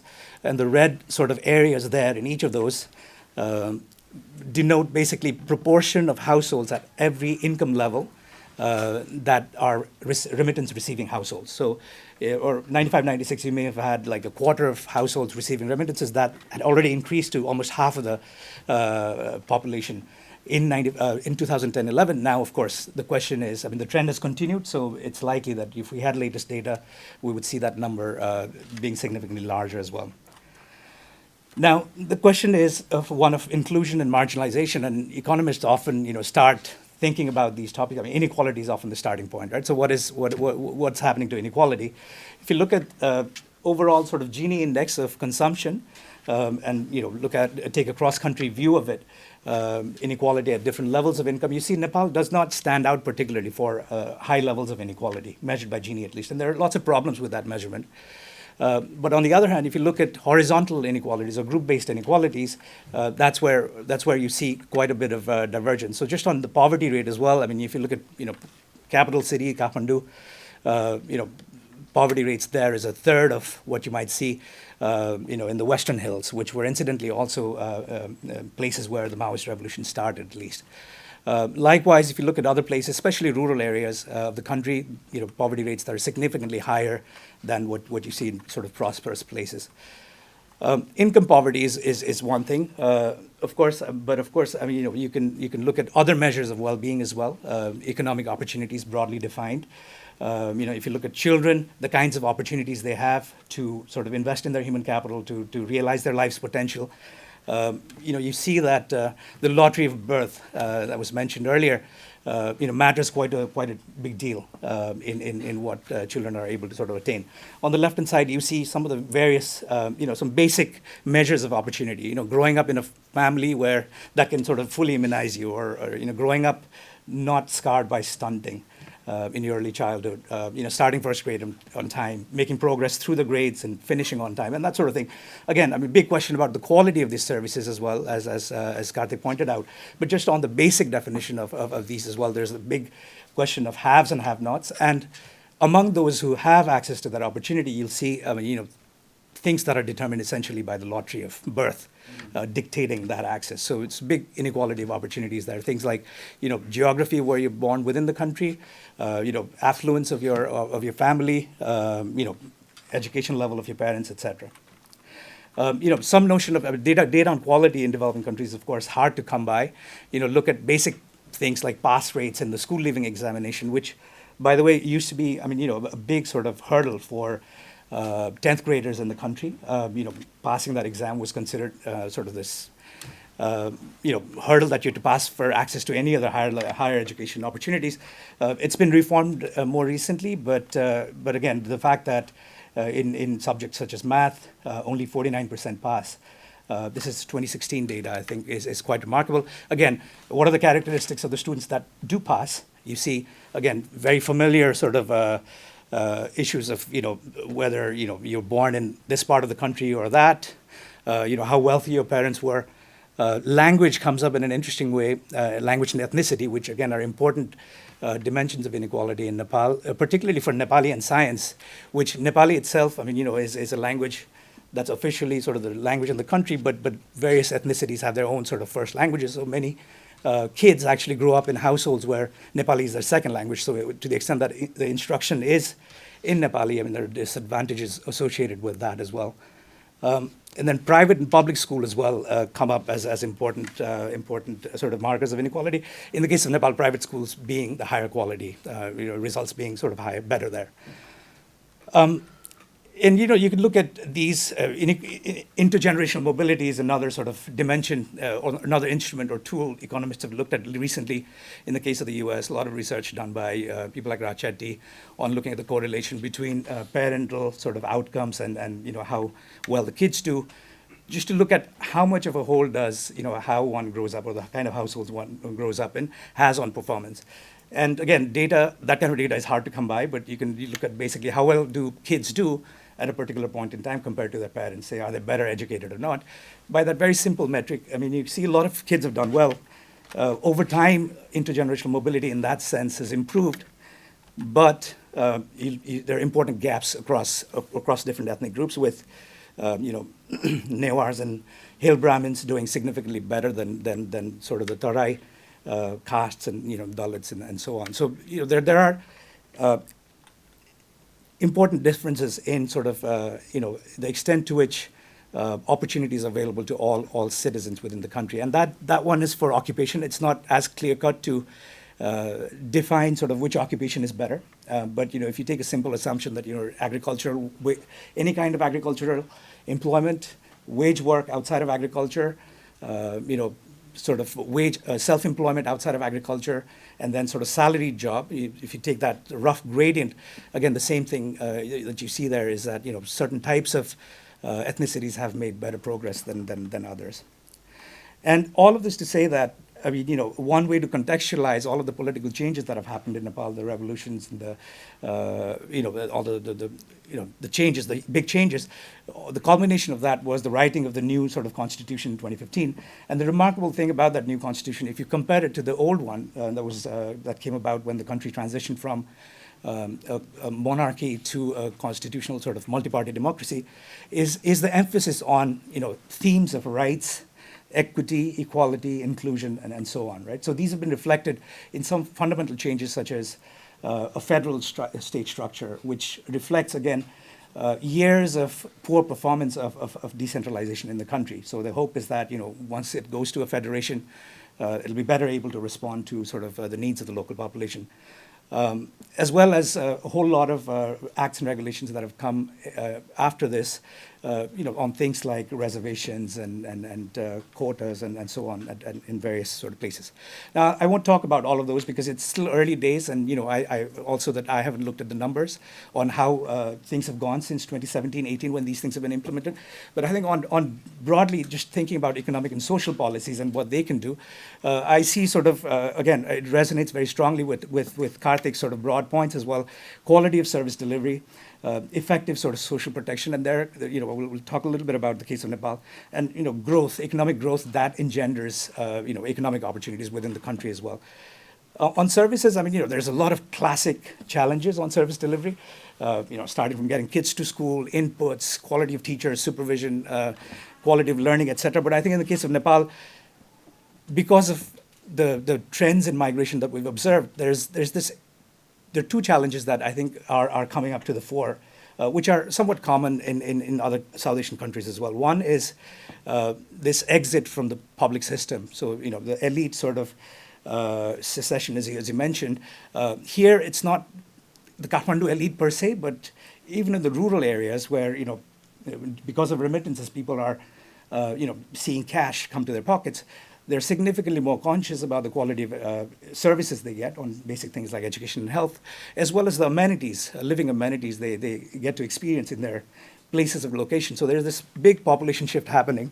This graph is basically showing you the changes in nighttime lights, which, by the way, does not do a great job in the case of Nepal because of the lack of electrification. But we looked at sort of a built-up area as well. And the point there is that, the hills are sort of starting to empty out, and there's a lot of population growth in the Tarai belts, where you see big sort of small towns emerging in a rapid way.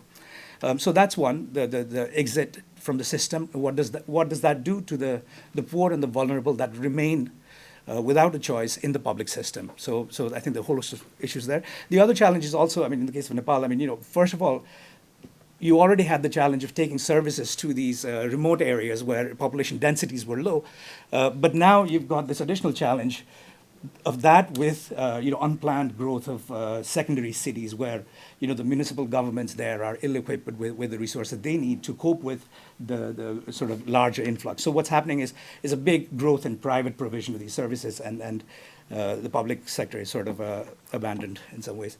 The other is social protection. For all the gains in poverty reduction, we know through the crises and the shocks that the country has experienced in the last 5-6 years with the earthquake and everything, a lot of the gains are fragile. There's a lot of churning, and people are not, you're not poor necessarily by whatever technical measure you want to count, but you're not fully in that middle class where you can say that there's this success in improving the lives of the people, right? So I think the role of social protection in the country is something where, the point, Karthik, you made, I think that's an interesting one. The argument here is Nepal does not have anything like Pakistan, for example, on the income means-tested programs like the BISP, for example.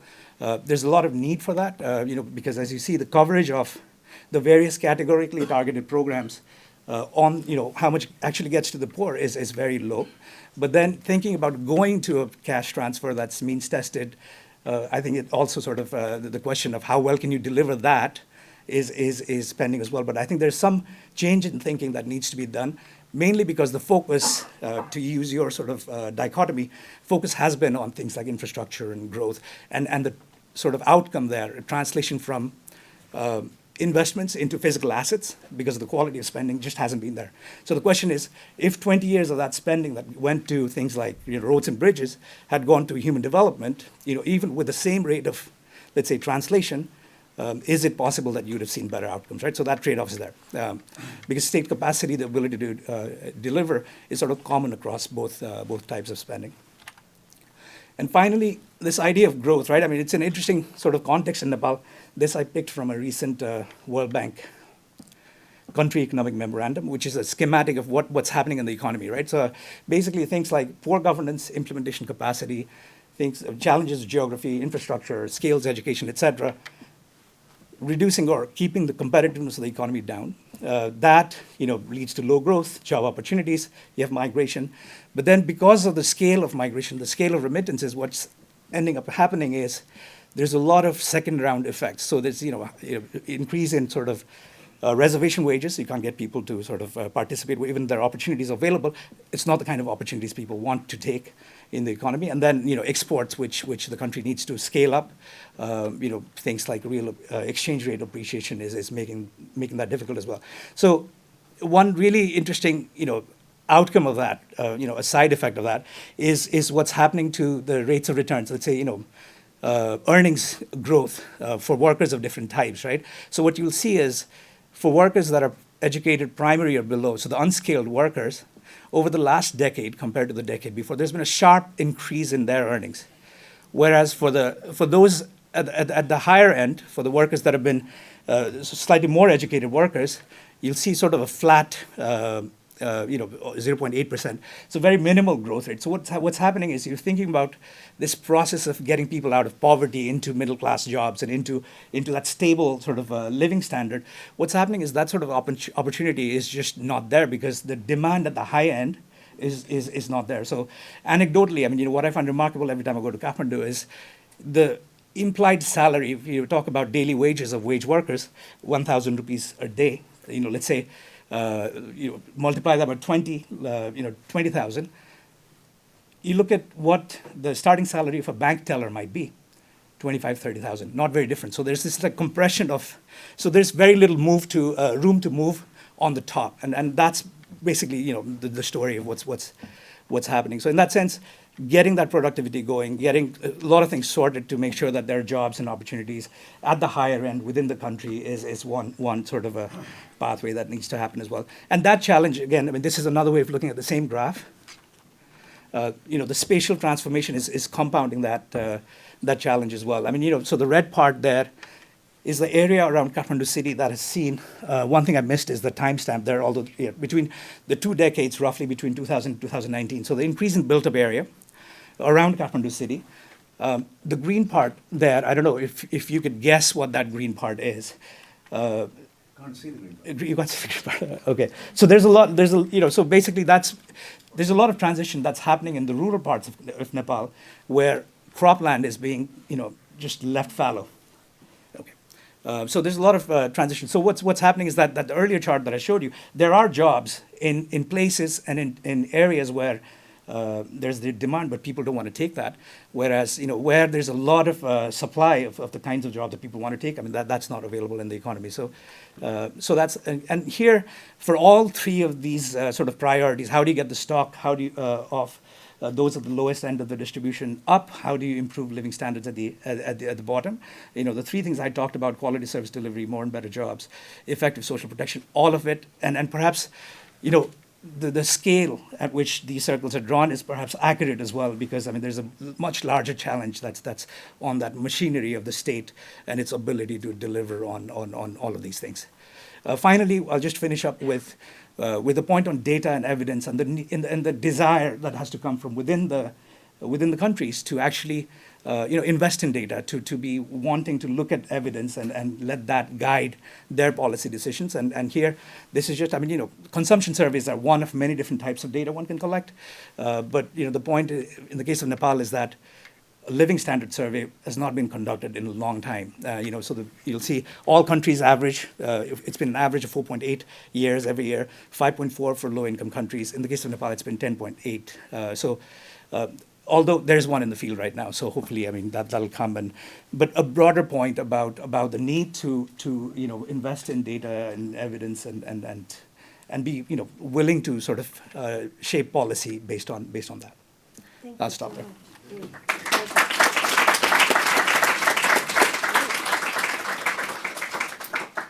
So we could keep going back and forth in order, but I think we will go to Ahmed, right? Yeah, please.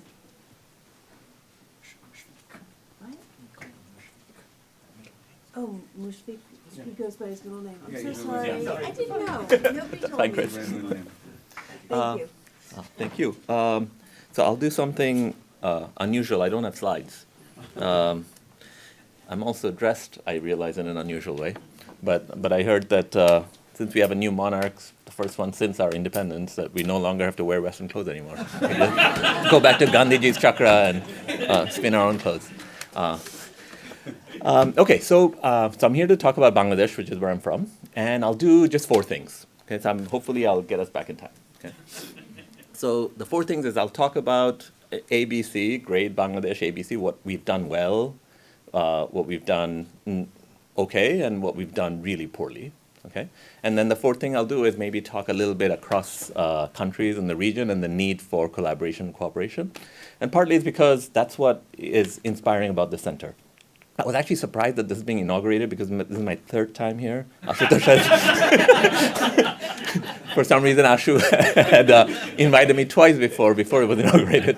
No, it's the Saxena part. Okay, got it.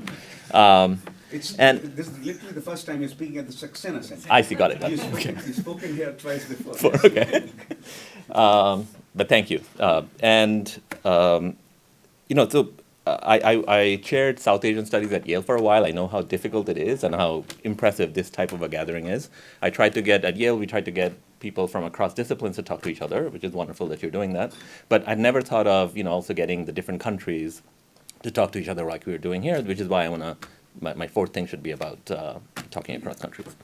Okay, so let's talk about what Bangladesh has done well. So this is a great, thank you for the intro from Sailesh, pointing out there are some things to be happy about, to be impressed about with Bangladesh. Okay? And let me just point out a couple of things that I think are worth remarking on. One is public health, right? Or what Karthik was talking about as development wallas, right? So relative to states in India that might have had GDP per capita that's about 3 times as high as Bangladesh, right? Our social indicators have been more impressive than states like that. Okay? And Omar Toshen has pointed this out, has written a lot about this. And now here, both the government, but as well as the NGOs in Bangladesh have a lot of credit for this. So, for example, BRAC, which is the world's largest NGO, right? They have operated like a parallel government. Maybe I shouldn't say that on, when we're being recorded. But really, I mean, in other countries, we were talking about, Karthik was talking about state capacity. So things that the state is supposed to provide, right?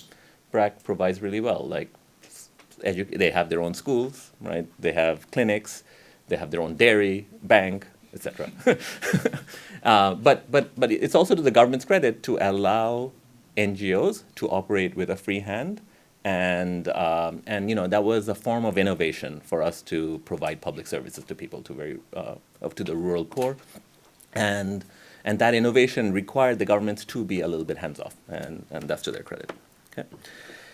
And the second really remarkable data point is gender parity in a lot of dimensions, especially in education. Okay?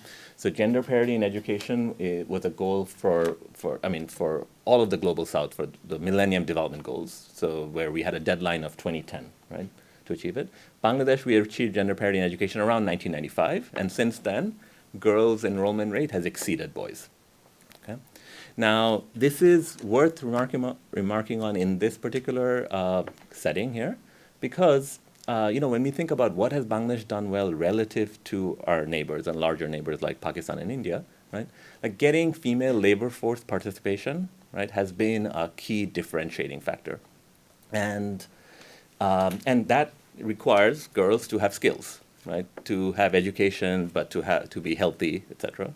Right, and I feel like the reason I'm pointing this one out is that if you can get roughly half the population is women, right? If you can get that half of the population to be productive, that goes a long way, right? And that might explain a lot of the differences in Bangladesh's performance, in spite of some of the things I'm about to talk about, which is probably worse than our South Asian neighbors. Okay, so now, and a third thing that I should give the government credit for is relatively steady and stable macroeconomic management. So relative to, say, Sri Lanka, Pakistan, the numbers we've seen, right? So our debt to GDP ratio or debt to foreign reserves, right? These have been generally under control. It hasn't ever gone to sort of crisis levels where we've had to then go last minute to the IMF, okay? Now, I will have to come back to it because very, very recently we just sort of notified the IMF that we might be looking for a loan soon. So I want to come back to this because, there are important problems in governance and politics that might get us in trouble, right? And we don't want to have this conversation after a Sri Lanka type crisis happens. It's important to have this conversation right now. All right, so now let me move to the neutral part. So that was A. Those are the things that I'm impressed by, proud of in the country, right? And what I'd give a grade B to are actually the proximate causes of what these impressive achievements are based on, right? And that is, the two most important sources of growth, sources of foreign exchange in our country, and the two most important exports from our country. So one is clothes, garments, ready-made garments, right? So it's an industry that really did not exist in 1979, and by say 2010, it was accounting for like 87% of our exports. Right? It's a massive transformation, so it requires us to pause and think a little bit about why that happened, right? But again, I'm giving it a neutral score because at the same time, I'm sure all of you remember from about 7-8 years ago, the Rana Plaza disaster. So worker safety, as well as making sure that the now over 4 to 5 million workers who work in that sector, that not only do they have safe working conditions, but they also have a living wage. That's really important, and we haven't, we can do a lot better than we have been. Okay, so that's one issue, garment sector. And our second biggest export, other than clothes, is humans, right? So just like Nepal, remittances are, it's not like Nepal, it's about 10% of GDP, maybe now, I mean, the rest of the economy has grown a lot, so maybe now 6 to 7% of our GDP, unlike Nepal, which is like, has been like 28% of GDP. Okay? Now, here again, why a neutral grade, right? So first of all, like creating those opportunities for workers, having a ministry for manpower, employment, and training. That's what the ministry is called. That's all been important. But at the same time, the working conditions, say in the Middle East, in the Gulf countries, has been poor, and it also puts us at a lot of risk, including political risk, which is that at any point, if Saudi Arabia or UAE turns off the tap, right, that puts the entire economy at risk, right? And they have done that, and they have done that on the basis of Bangladeshi workers, protesting working conditions in the Gulf, and then that led to negative externalities on future supplies of workers. Okay, so all right, so why? What is our worry in these two sectors? Okay, it's really, really concentrated. We need to diversify, right? So you can, especially for something like ready-made garments, you can imagine that there is a huge risk of robotics, automation taking over those jobs, right? And the pandemic also reminded us that these are pretty risky enterprises in that for reasons that have nothing to do with the country, right? Suddenly, these two sectors can be at great risk. So even before the virus hit the country at all, like the virus, the COVID-19 virus ever entered the country, our economy was already struggling. And the reason is, one of the first things that happened was the orders from the international buyers like H&M, Walmart, etc., got shut off right away, right? And the second reason is that a lot of our workers are actually working in countries like Italy, Singapore, right? And so they were suddenly forced back, okay? And so suddenly we were worried about, remittances falling, and in that case, foreign exchange becomes a problem, and then that leads to macroeconomic problems. Okay, so now let's move on to, so maybe later on when we have time for discussion, we can talk about these two sectors. There's a lot more to say, but they've been important contributors to growth, but there's also risks. Okay? So now let's talk about the things that we've done really poorly in, right? So the number one on that list would be infrastructure, urban planning, or the complete lack thereof, right? And Dhaka is possibly the worst place on earth. The city I grew up in.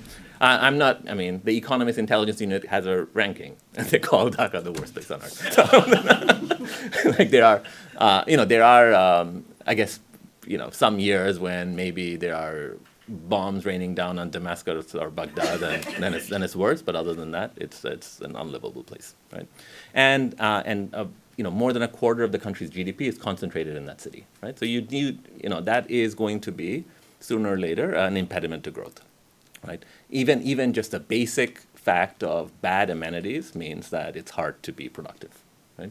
And that's about electricity, that's about roads, that's about congestion, etc. Okay? Another issue that other panelists have also touched on is the low tax to GDP ratio, right? Which makes it, which is not unrelated to the bad infrastructure and urban planning. It makes it difficult for you to provide public services if you don't have the budget for it, right? The government gets poor. And this is an area I've done research in, like running experiments on how to get firms to pay more taxes. And I remember that wasn't done in collaboration with the National Board of Revenue, the tax authority. And every time we had meetings with them, the biggest concern in the National Board of Revenue, they kept talking about how our tax to GDP ratio is even lower than that of Nepal. For some reason, that was, it is the lowest even in South Asia. Right? Sri Lanka is even worse. Okay. All right. So, Below 10, is it? Yeah. So okay, and here's the third thing that I think it's been a shameful part of our history is our governance, right? So in the numbers that others have pointed out, people have called it the Bangladesh miracle. It's not a miraculous place. You can go to Dhaka and you say it's no miracle. But if it is a miracle, it's because of the tremendous economic performance in spite of the bad governance, right? And it's not just a single type of bad governance. It's like a box of chocolates, right? Every decade, there's been very different governance, and it's been bad in different ways, right? So when I was growing up in the 80s, we had essentially a military dictatorship, Hussein Mohammad Ershad, right? And we used to complain about a lot because there was a lot of corruption. I remember the London Observer had a big spread with the title of the article was "The World's Richest President in the World's Poorest Country." Okay? And we used to complain about that a lot until we saw democracy and what that was like in the 1990s. So there was a democratic revolution, right? And two big political parties, Awami League and its allies, and the Bangladesh Nationalist Party, BNP, and its allies, right? And it was very stiff competition. So in fact, every election cycle for about a couple of decades, there was cycling of power, right? Which is how political scientists often define what a democracy is, which is that there is multiple cycling of power.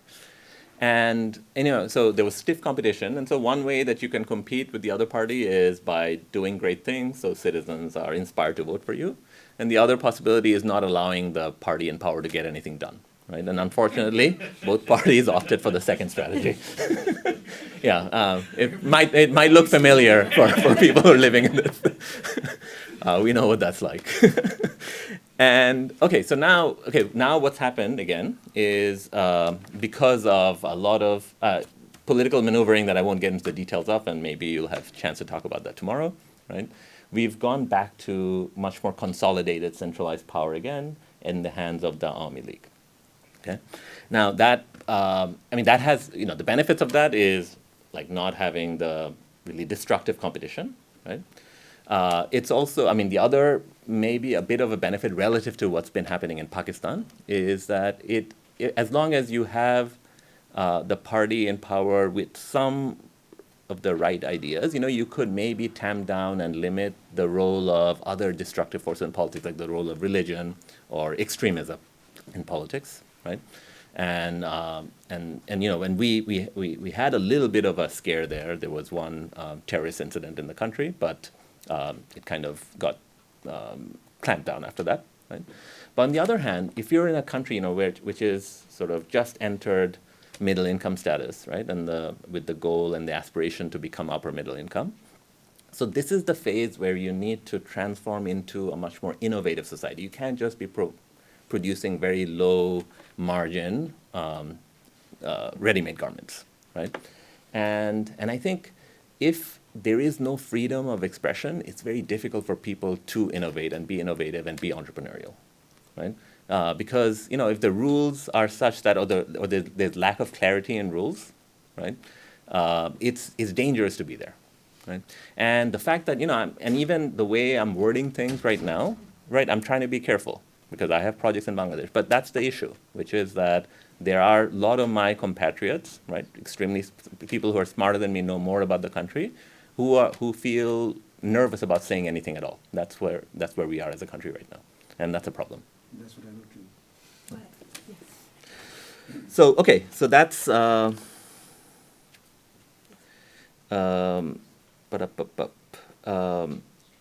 so now let me talk about one other risk of this bad governance. Okay, so now linking it to these contemporary issues.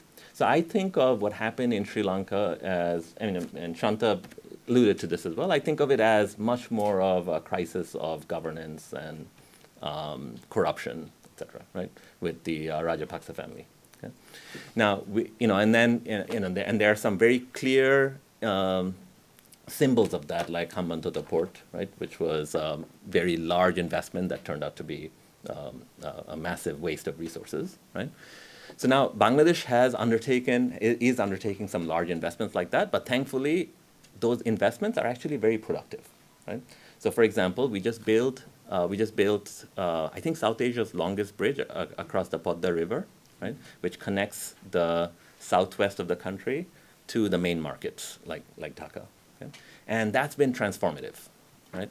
So areas in the southwest that used to take essentially almost an entire day to get to because you'd have to wait for a ferry, cross over, and then now it takes 3-4 hours, right? And that is transformative, right? It's gonna hopefully change the face of an entire region.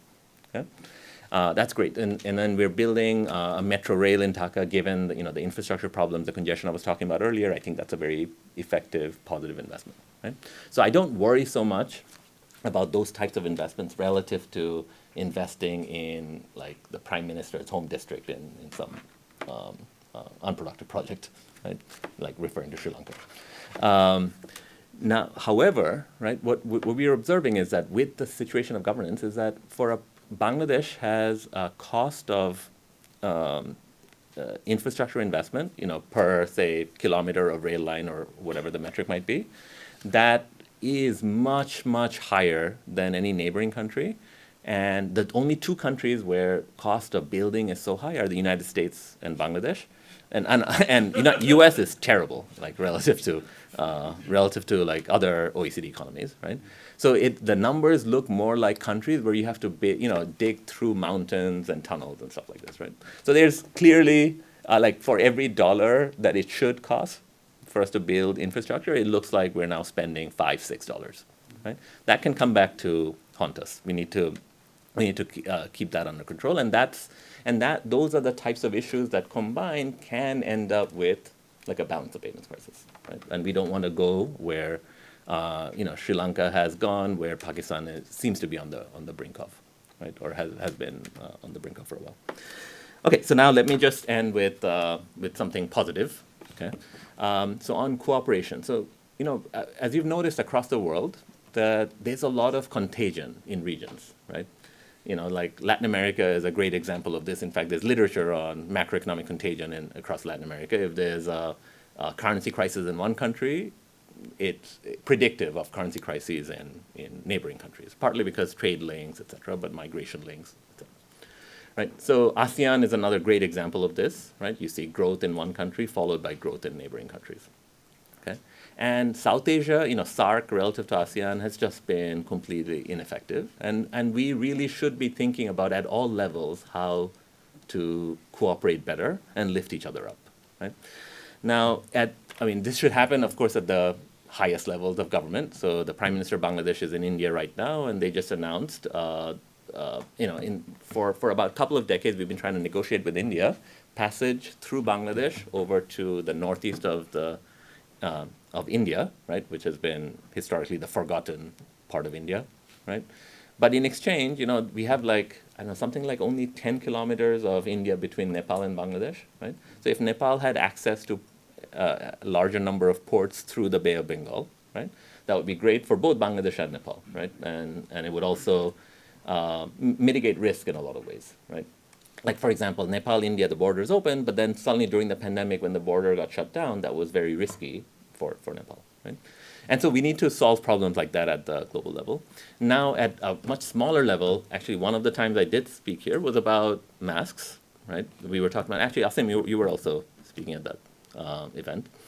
So during the pandemic, that was a great opportunity for us to learn how to cooperate and collaborate, right?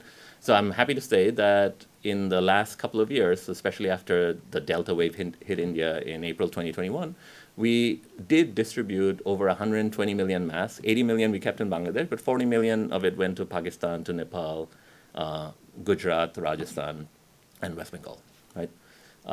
And that was just a mostly a cooperative but private activity, and it's possible to do this at all levels. It's also possible for us to, I think we need to, also as scholars, as academics, we need to think about research cooperation as well. The fact that in the subcontinent, India has produced or has been best at keeping a lot of data, right? That has been very informative and useful for the rest of us as well, right? And we need to think about ideas like that on how do we cooperate and how, even at our very low level, can we make a contribution to South Asian development as a whole. Thank you. Thank you.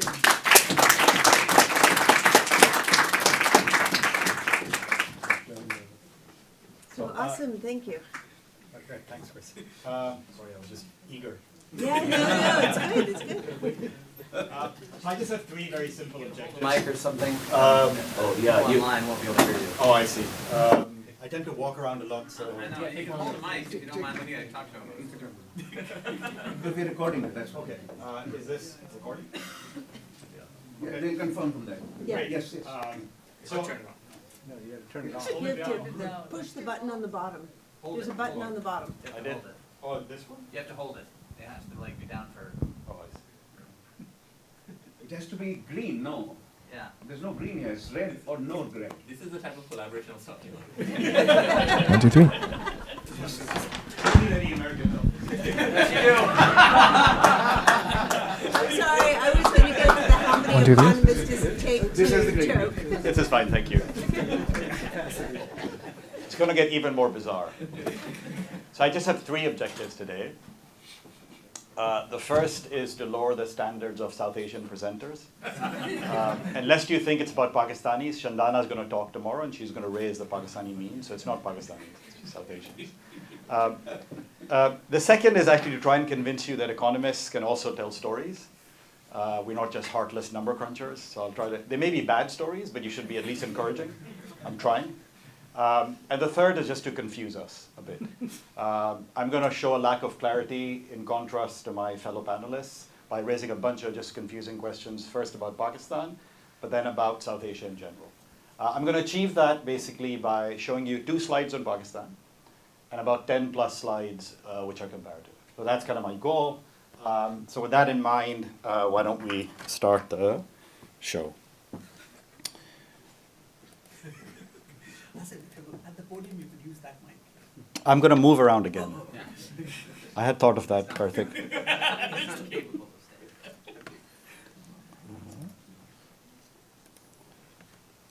So first, I just want to start by giving you just a bunch of graphs, mostly because I was at a conference this morning and bored, and I decided to put some graphs together. And then I sent them to Andy, and Andy refused to show them. So I'm showing them anyways. The reason I want to show these graphs is when I think of Pakistan, I'm struggling. I've spent 20 years, all my research pretty much is on Pakistan. And the more I work, the more confused I've gotten, because Pakistan is just a bunch of contradictions, and I can't figure it out. It's a bunch of contradictions in terms of it shows both tremendous fragility, but also just unbelievable resilience.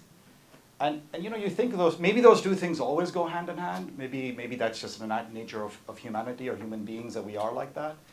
And you see that also reflected, and I confess I'm a microeconomist, so I'm going to just say nasty things about macro. And if you think I'm being biased, yes, I am.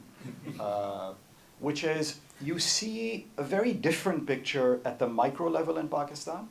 And when you then look at the macro level, you see a very different picture again. And the micro level, by the way, tends to be much more this resilience, positive, dynamic, exciting. Yes, you can pick your favorite bad examples as well, but on average, it's not that. And at the macro level, you see this struggle. You see this economy, which is, as several of my fellow panelists have very kindly pointed out to me, on the brink of disaster, right? In many ways. I mean, this summer is just was awful. I mean, I spent this summer there, and it was just emotionally very taxing to see what's going on. So these, and some of these figures tell you that, right? So if you look on the left, this is the whole panic we had. This is, by the way, going up is bad, just so you know, on the top left graph. This is the exchange rate. So you can see what happens, right? I mean, look at that. From 100 or so, we're moving up to like 150, 160. This isn't the matter of like months, right? To have an economy go through such a rapid devaluation is just mind-boggling, right? So they're scared. They're scared on things like, you know, external sort of debt to national income. What percentage can you afford? When you look at exports, you know, there's good moments, but you know, it's on serious decline. But then you think of things like secondary school enrollment, stuff that I mostly work on, female labor force participation. There is a lot of positive momentum going on as well, right? So this is just these series of contradictions in graphs. I want to also show you these series of contradictions just in pictures. So we're going through floods. If you can help, please do. It's just the most awful thing that is happening. But, you know, often we think of Pakistan as it's suffering from some acute problem. It's not. It's a chronic disease. These floods are not going to be one-off events. These are going to happen over and over again. we pretend as if it's like a shock that happens once, and we all come together, and we all sort of do great stuff. And then we all forget what happened. And then the next big disaster occurs. And then again, we go and sort of beg for help from whoever we can beg for help. But at the same time, take the worst thing that has happened to Pakistan right now, it's floods. At the same time, I showed you these pictures partly because I think whenever I get depressed about Pakistan, I just talk to kids in Pakistan and I kind of feel much better. Not just my kids. Actually, that doesn't work usually. It's other people's kids.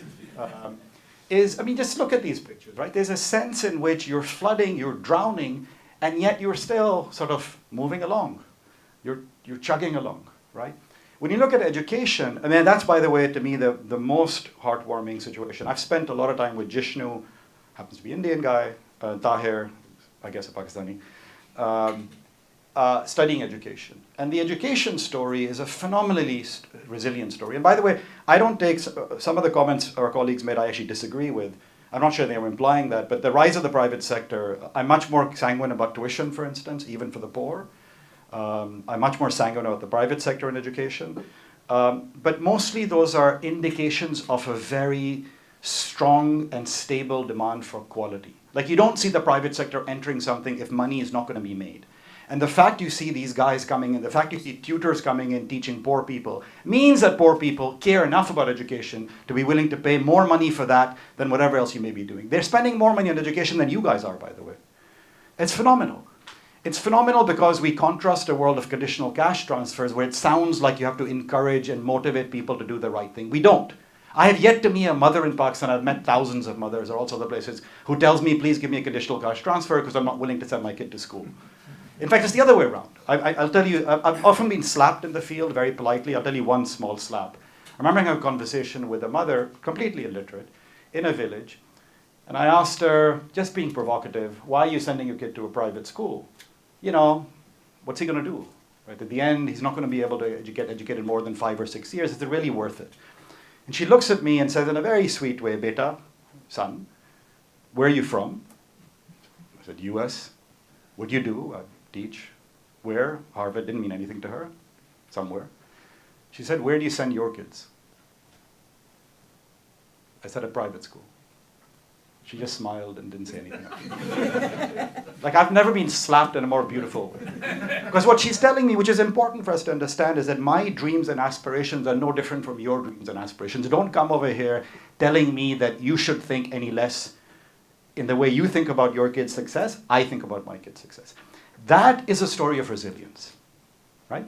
That's the story. Now, the problem is, let me tell you some more stories. So every summer I go to Pakistan to kind of revive my research, because it really is reviving your research for all of you academics who realize when you were from the field in a year and you come back, you're like, oh God, what happened to the project? And you're sort of injecting, you're flatlining a flatline project is being injected in.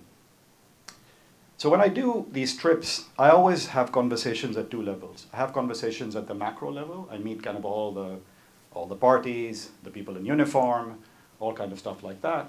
And I also go to the field and meet the kids and parents. And this time was particularly depressing and particularly exhilarating at the same time. Every conversation I had at the top was about how things are collapsing. The lack of political consensus, the partisanship, the debt rising levels, the lack of export productivity, the macro imbalance, how can we beg the IMF? Should we really pull the trigger and say, please help us, otherwise we're going to shoot ourselves, and this time we're almost going to shoot ourselves. That's typically our strategy, how to get more money. That's the language I'm hearing, right? And there's a language of serious despondency. Right? And I'm including the civil service as well. Every powerful actor you can think of had a strongly despondent language. In fact, I can't tell you how many conversations I have with bureaucrats about how they could apply to the Kennedy School so they go out for a bit, or how they could get jobs in the World Bank or the UN. My answer mostly was, I don't think anyone's going to hire you, but in a polite way. Let me give you a contrast in a similar story, which is true, and I'm going to just replace the names. I spent some time in a village outside Islamabad. It's a non-formal government school, which basically means like it's a pretty bad school, right? And whenever you go to these schools, typically you disrupt their teaching, which is always a bit problematic, but fine, maybe this was more fun than what was happening anyways. And usually you get presented like the best kids show up. Fine, this is a draw of a random draw in some school, so the best kid in a random school maybe isn't necessarily the next, Abdus Salam or something, right? So I meet these 4 kids. 2 of them are siblings, a girl and a boy. The girl is a 5th grader, the boy is a 3rd grader. The girl is incredibly bright, just it's obvious, right? One of those kids who have to demonstrate to you how bright they are by constantly reading lessons back to you, which is, fun. My kids did that. And she says in the course of, I'm just going to relate this conversation because I think it's emblematic of something going on. She says to me, in the course of the conversation, I'll show you disjointed excerpts. I'm still trying to work this in my own head. She says, I want to be a brain doctor. And we smile a bit, and she feels like Pakistan needs this. Okay, good, Pakistan needs it. In the course of the conversation, as bright as she is, she gets very sad and says, well, my friend said I can't be a brain doctor because I'm too poor to afford what it takes to become a brain doctor. And when someone says this to you, you at that point, as a human, react by wanting to pull out your wallet and say, and I can pay for this girl's education easily. It's not a problem. I don't say that because I'm the policymaker and says, well, how many girls are you going to save? This is going to be a charitable conversation. It's not. She didn't say this as a plea for charity. She just said it as a fact about her life. So we start talking. I said, okay. Then she also says, maybe the same kid or some other kid says, when I asked her, what can we do to help in your school? She said, I need a uniform. I said, why do you need a uniform? Well, other kids make fun of me because I don't have a uniform. Our school doesn't have a uniform. So I asked her, I said, does a uniform, will it help you read your lesson better? She says, no. Okay. We smile a bit for each other. And I said, do you read better than the kids who have uniforms? She says, yes. As this conversation is happening, she's constantly making fun of her younger brother, who's one of those kids who can't read the book and doesn't want to be asked to read the book. And I didn't ask him, he didn't offer. Okay? She starts making fun of him, and he says, this brother of mine, he doesn't really do anything. It's like, okay. What do you do? She says, well, and he sheepishly admits it. He accepts that he's not the smartest guy, and he just keeps quiet. In the course of the conversation, I asked her, just to get the conversation to be a bit happier, I said, what do you do? How do you play? What's your favorite thing to do? And she says, I have a doll. It's a black doll. It's a bit odd thing to say. It's a black doll, and I play with it. Okay, fine. Then she admits, my brother sold me the black doll for 30 rupees. I said, how did that happen? She says, well, you know what he does? He goes around in the neighborhood and collects toys thrown by... This black doll was thrown by my neighbor because it was a black doll, and who wants a black doll? So it was thrown out. My brother retrieved this doll, and he sold it back to me. And by the way, then she makes fun of even more, saying he does this with the neighborhood. He takes toys from other kids which have been discarded, and he sells them back to all the kids. And all the kids at that point smile and say, yeah, he sells us toys. And he keeps the best ones for himself. And then she tells me that he sold it for 30, but he started at 10. And I asked the boy, why did he do this? He's like, well, I gave it 10, and she was so excited that I took it back and said, no, I think I need 20. And then she was still excited, so I said 30. So in the course of this conversation, I tell this kid, I said, you know what an MBA is?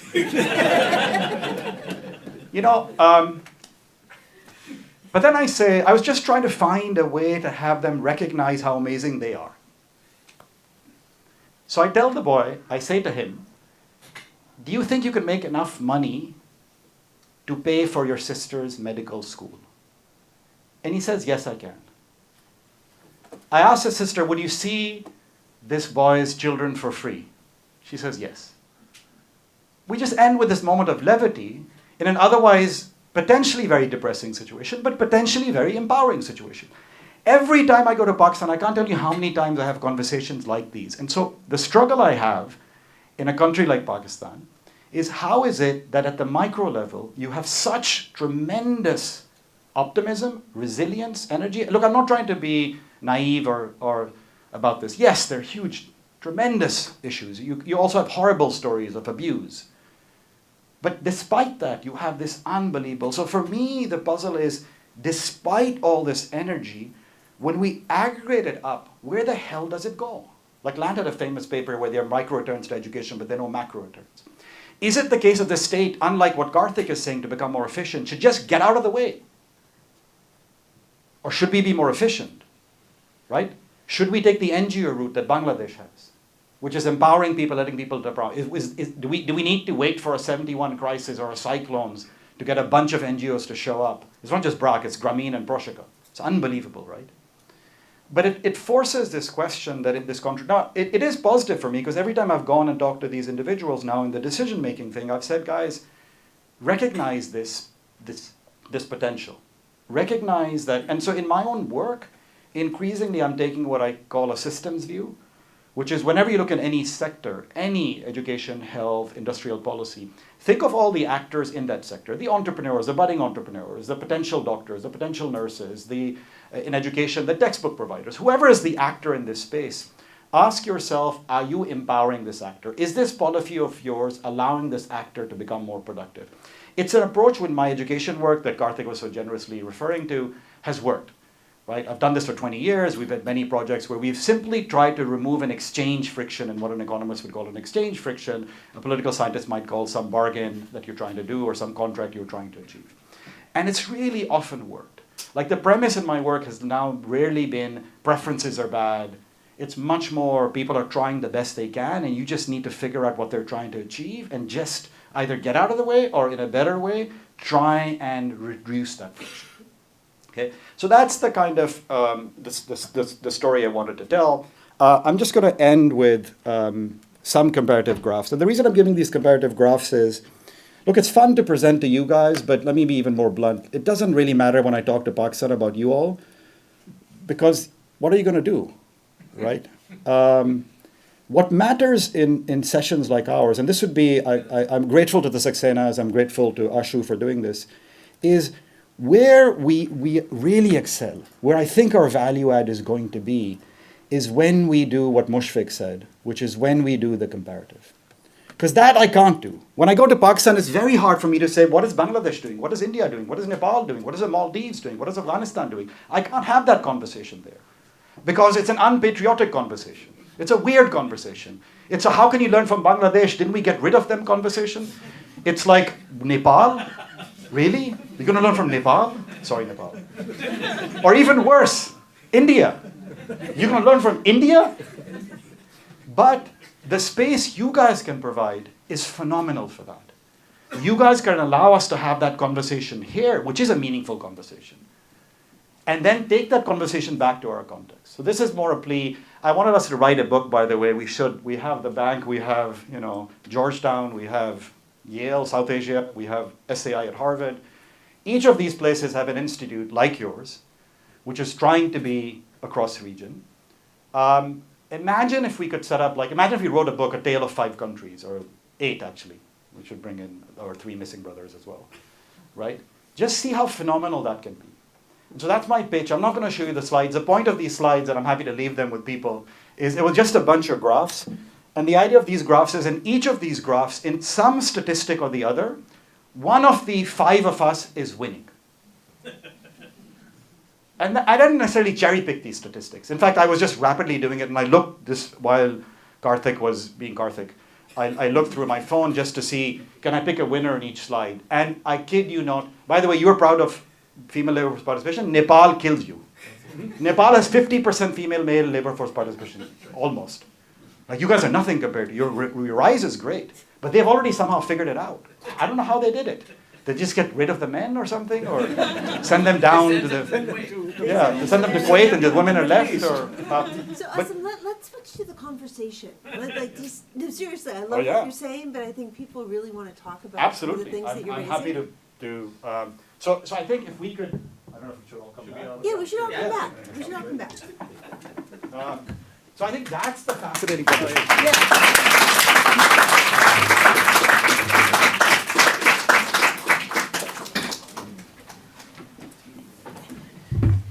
And let me just, being timekeeper is always one of the hardest jobs, so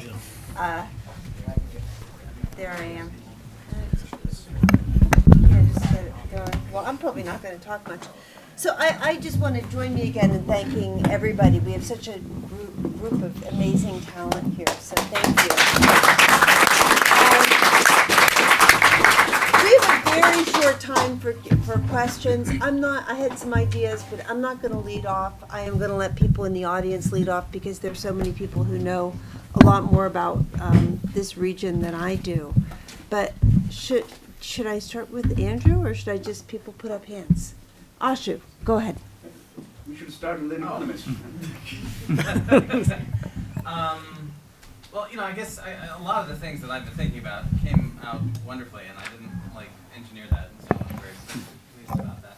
But I guess they, you know, oh, sorry, yes, my own rule. I think the question is who is going to make governance work, right? That comes out in a lot of your things, and sort of the NGOs, they had a certain class of people who cared about quality, and I think that's one of the reasons that BRAC worked. It was a sort of, it was there in what they did. I think the individuals that Asim talks about on the ground, there's a certain amount of quality that they can manage, but there's a lot about quality that they can't manage. And when, you know, Karthik, it's a wonderful vision. I imagine if you were in charge, it all would be fine, right? But how are you going to change the Indian civil service so they're managing for quality? So you know, and I think, you know, your story about, yes, we may believe that that the people have the right values, that they should be listened to, but they can't be listened to collectively, right?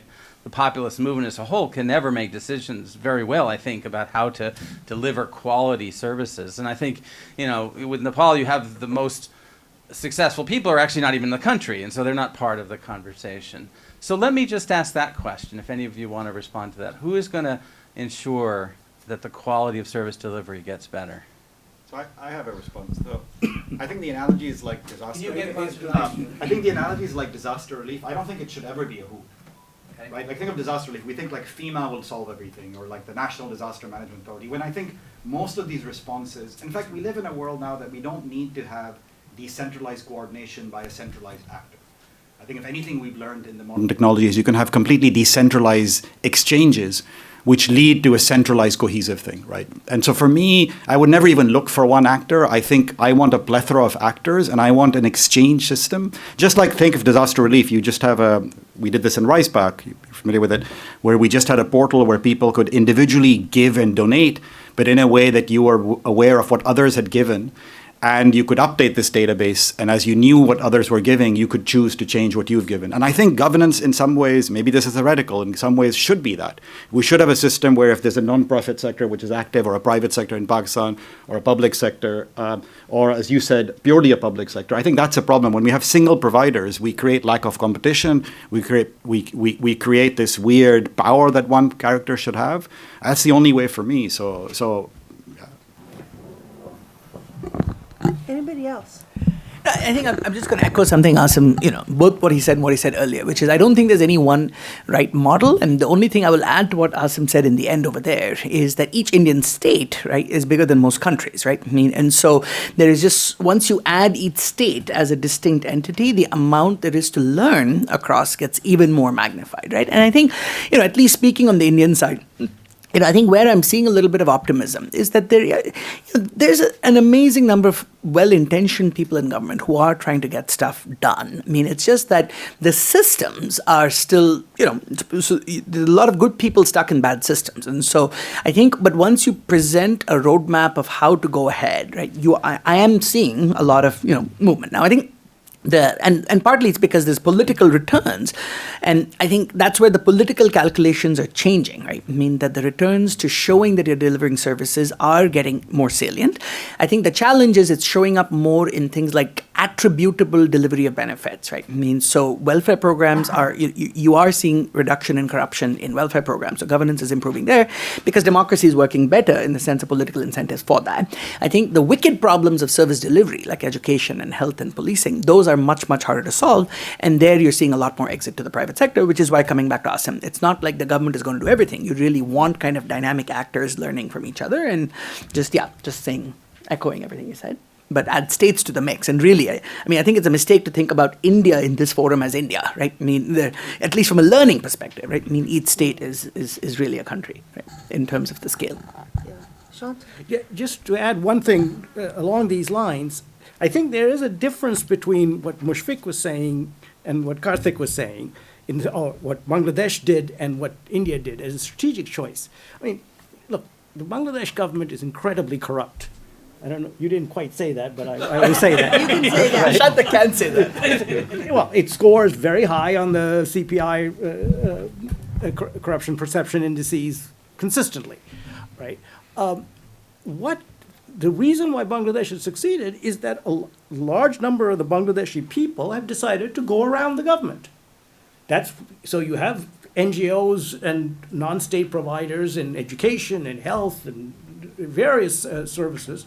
They basically let the government just be corrupt by itself, but leave us alone to actually go about development. Is that a compliment or a critique?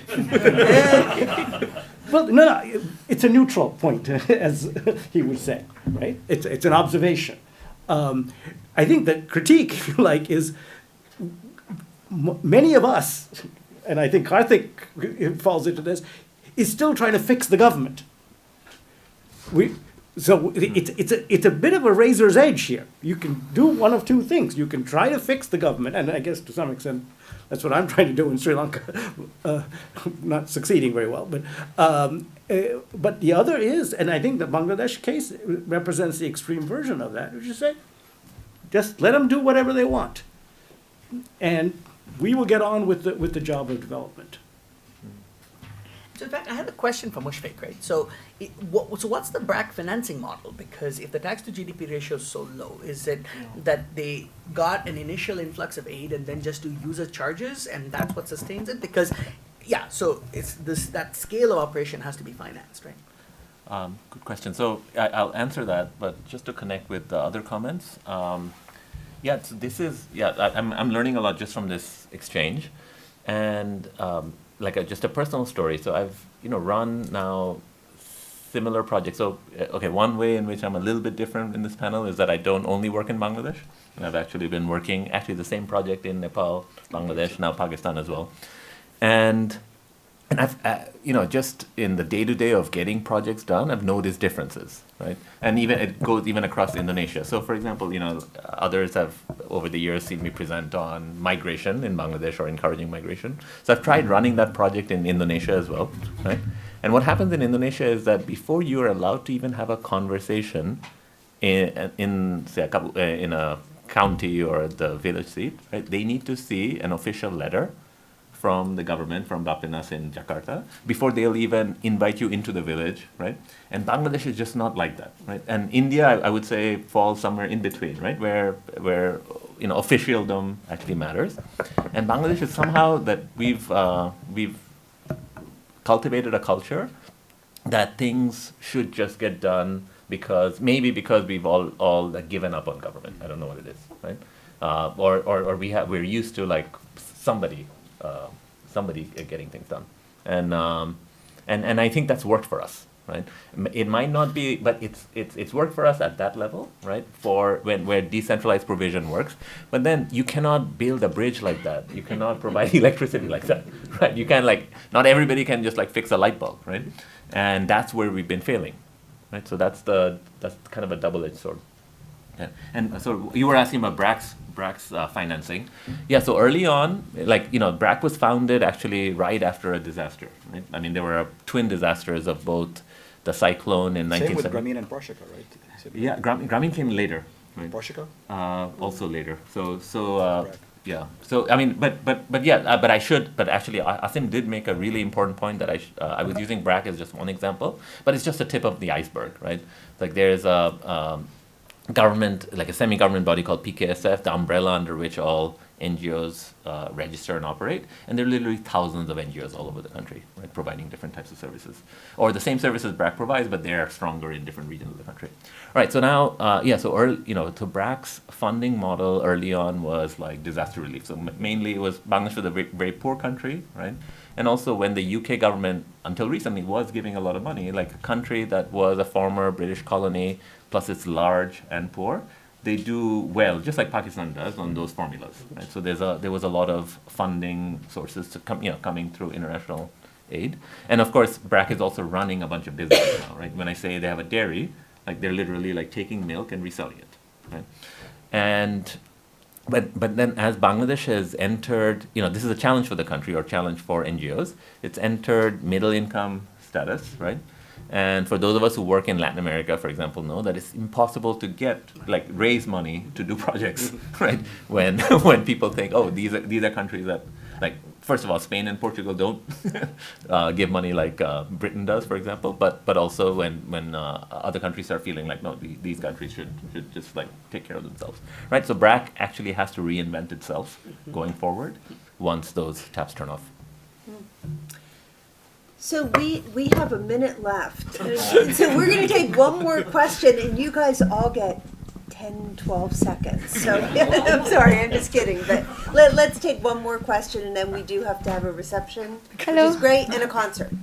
So. Hi, thank you for the time, and thank you everyone for this amazing presentation. I have grown up listening to, reading to your work, and I just had to ask this question because we have amazing male scholars from 5 different countries here, and I come from India, and my interest lies in marginalization, and this topic, the overall topic of the session was marginalization. I just wanted to understand from how does marginalization, how is that defined in different parts of South Asia that you are coming from, and how does that enter into economic and inclusion discussion that we are concerned with? Because thank you, Sailesh, for those PPT where you talked about how in terms of mobility or doing better than father, you looked at the caste-wise mobility. I just wanted to understand the similar thing in other parts of the country. Sorry, other countries that are represented here.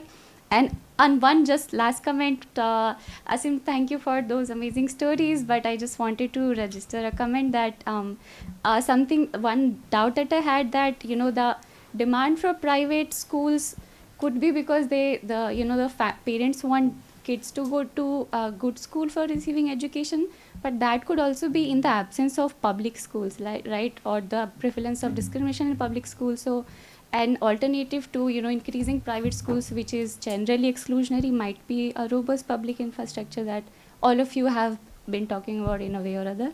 Thank you so much, and I'm Aditi. Thank you. Thank you very much. So Can I quickly please. respond? Yeah. Also, a couple of quick things I want to say. One is that, at the very least, we should acknowledge that there are a bunch of men who were talking today, and probably not all perspectives were properly recognized and allocated. Right? But on the other hand, we are just very lucky also to have the university president spend a couple of hours here. Yeah, I worry that having Chris spend a couple of hours here is costing Brown $5 million in donations. There could have been another center.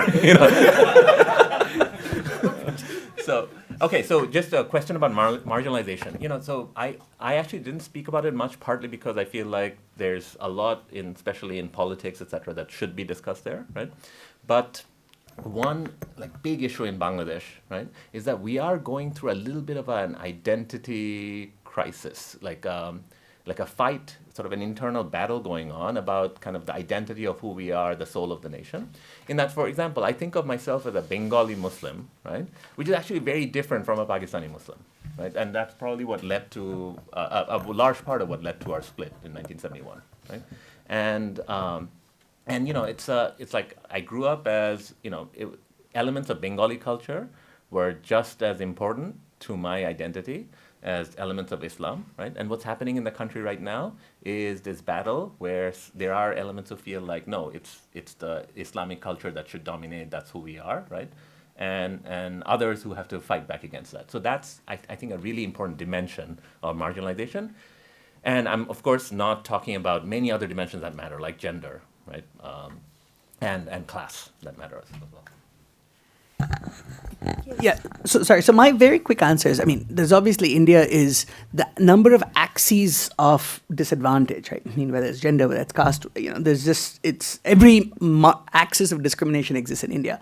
I think I make a deliberate choice in some ways not to focus too much on that, because if you think about, it's one thing to identify the problem, it's another thing to solve it, right? And so if you think about what is the most important vehicle for improving the lot of the most marginalized, it is the state, right? Because what we've given the most marginalized is a vote. And so one way I kind of characterize kind of the paradox of India, the kind of going back to Ashu about battles half won, right? I mean, is that Indian democracy has given the marginalized the ability to make a claim on the state, but it has not given the state the ability to meet those claims, right? I mean, and so the more we kind of fragment the conversation on different dimensions, the less you are likely to go build the broader coalitions needed to kind of build a more effective state. And so I kind of very consciously focus on kind of building a more effective state, because that, in my view, is the most effective vehicle to actually advance the lots of the most marginalized. So, and you should read Pratap, of course, and Burden of Democracy, where all of these things come together so beautifully. So I'm going to give Shanta the last word, because sorry. you started, you can end. Okay, So just, please. no, what, yeah, I just actually wanted to take a particular angle on the marginalization question, that is caste, which is something that is common across all South Asian countries. Of course, it plays out very differently. And it's often, what I've observed is that it's often not correlated with things like poverty levels. So it's a dimension of marginalization that transcends some of the more standard economic indicators that we use. And this might be another cooperative exercise that we might want to engage in. So I wanted to thank all of you, and my sense is that, you know, we have an economics panel, we have a politics panel, and we have a culture panel. But I think a lot of the issues that you've raised are going to come back in both of those, and maybe loop back to economics at some future conversation when all of you will be here again. So thank you so much, and thanks to everybody for coming.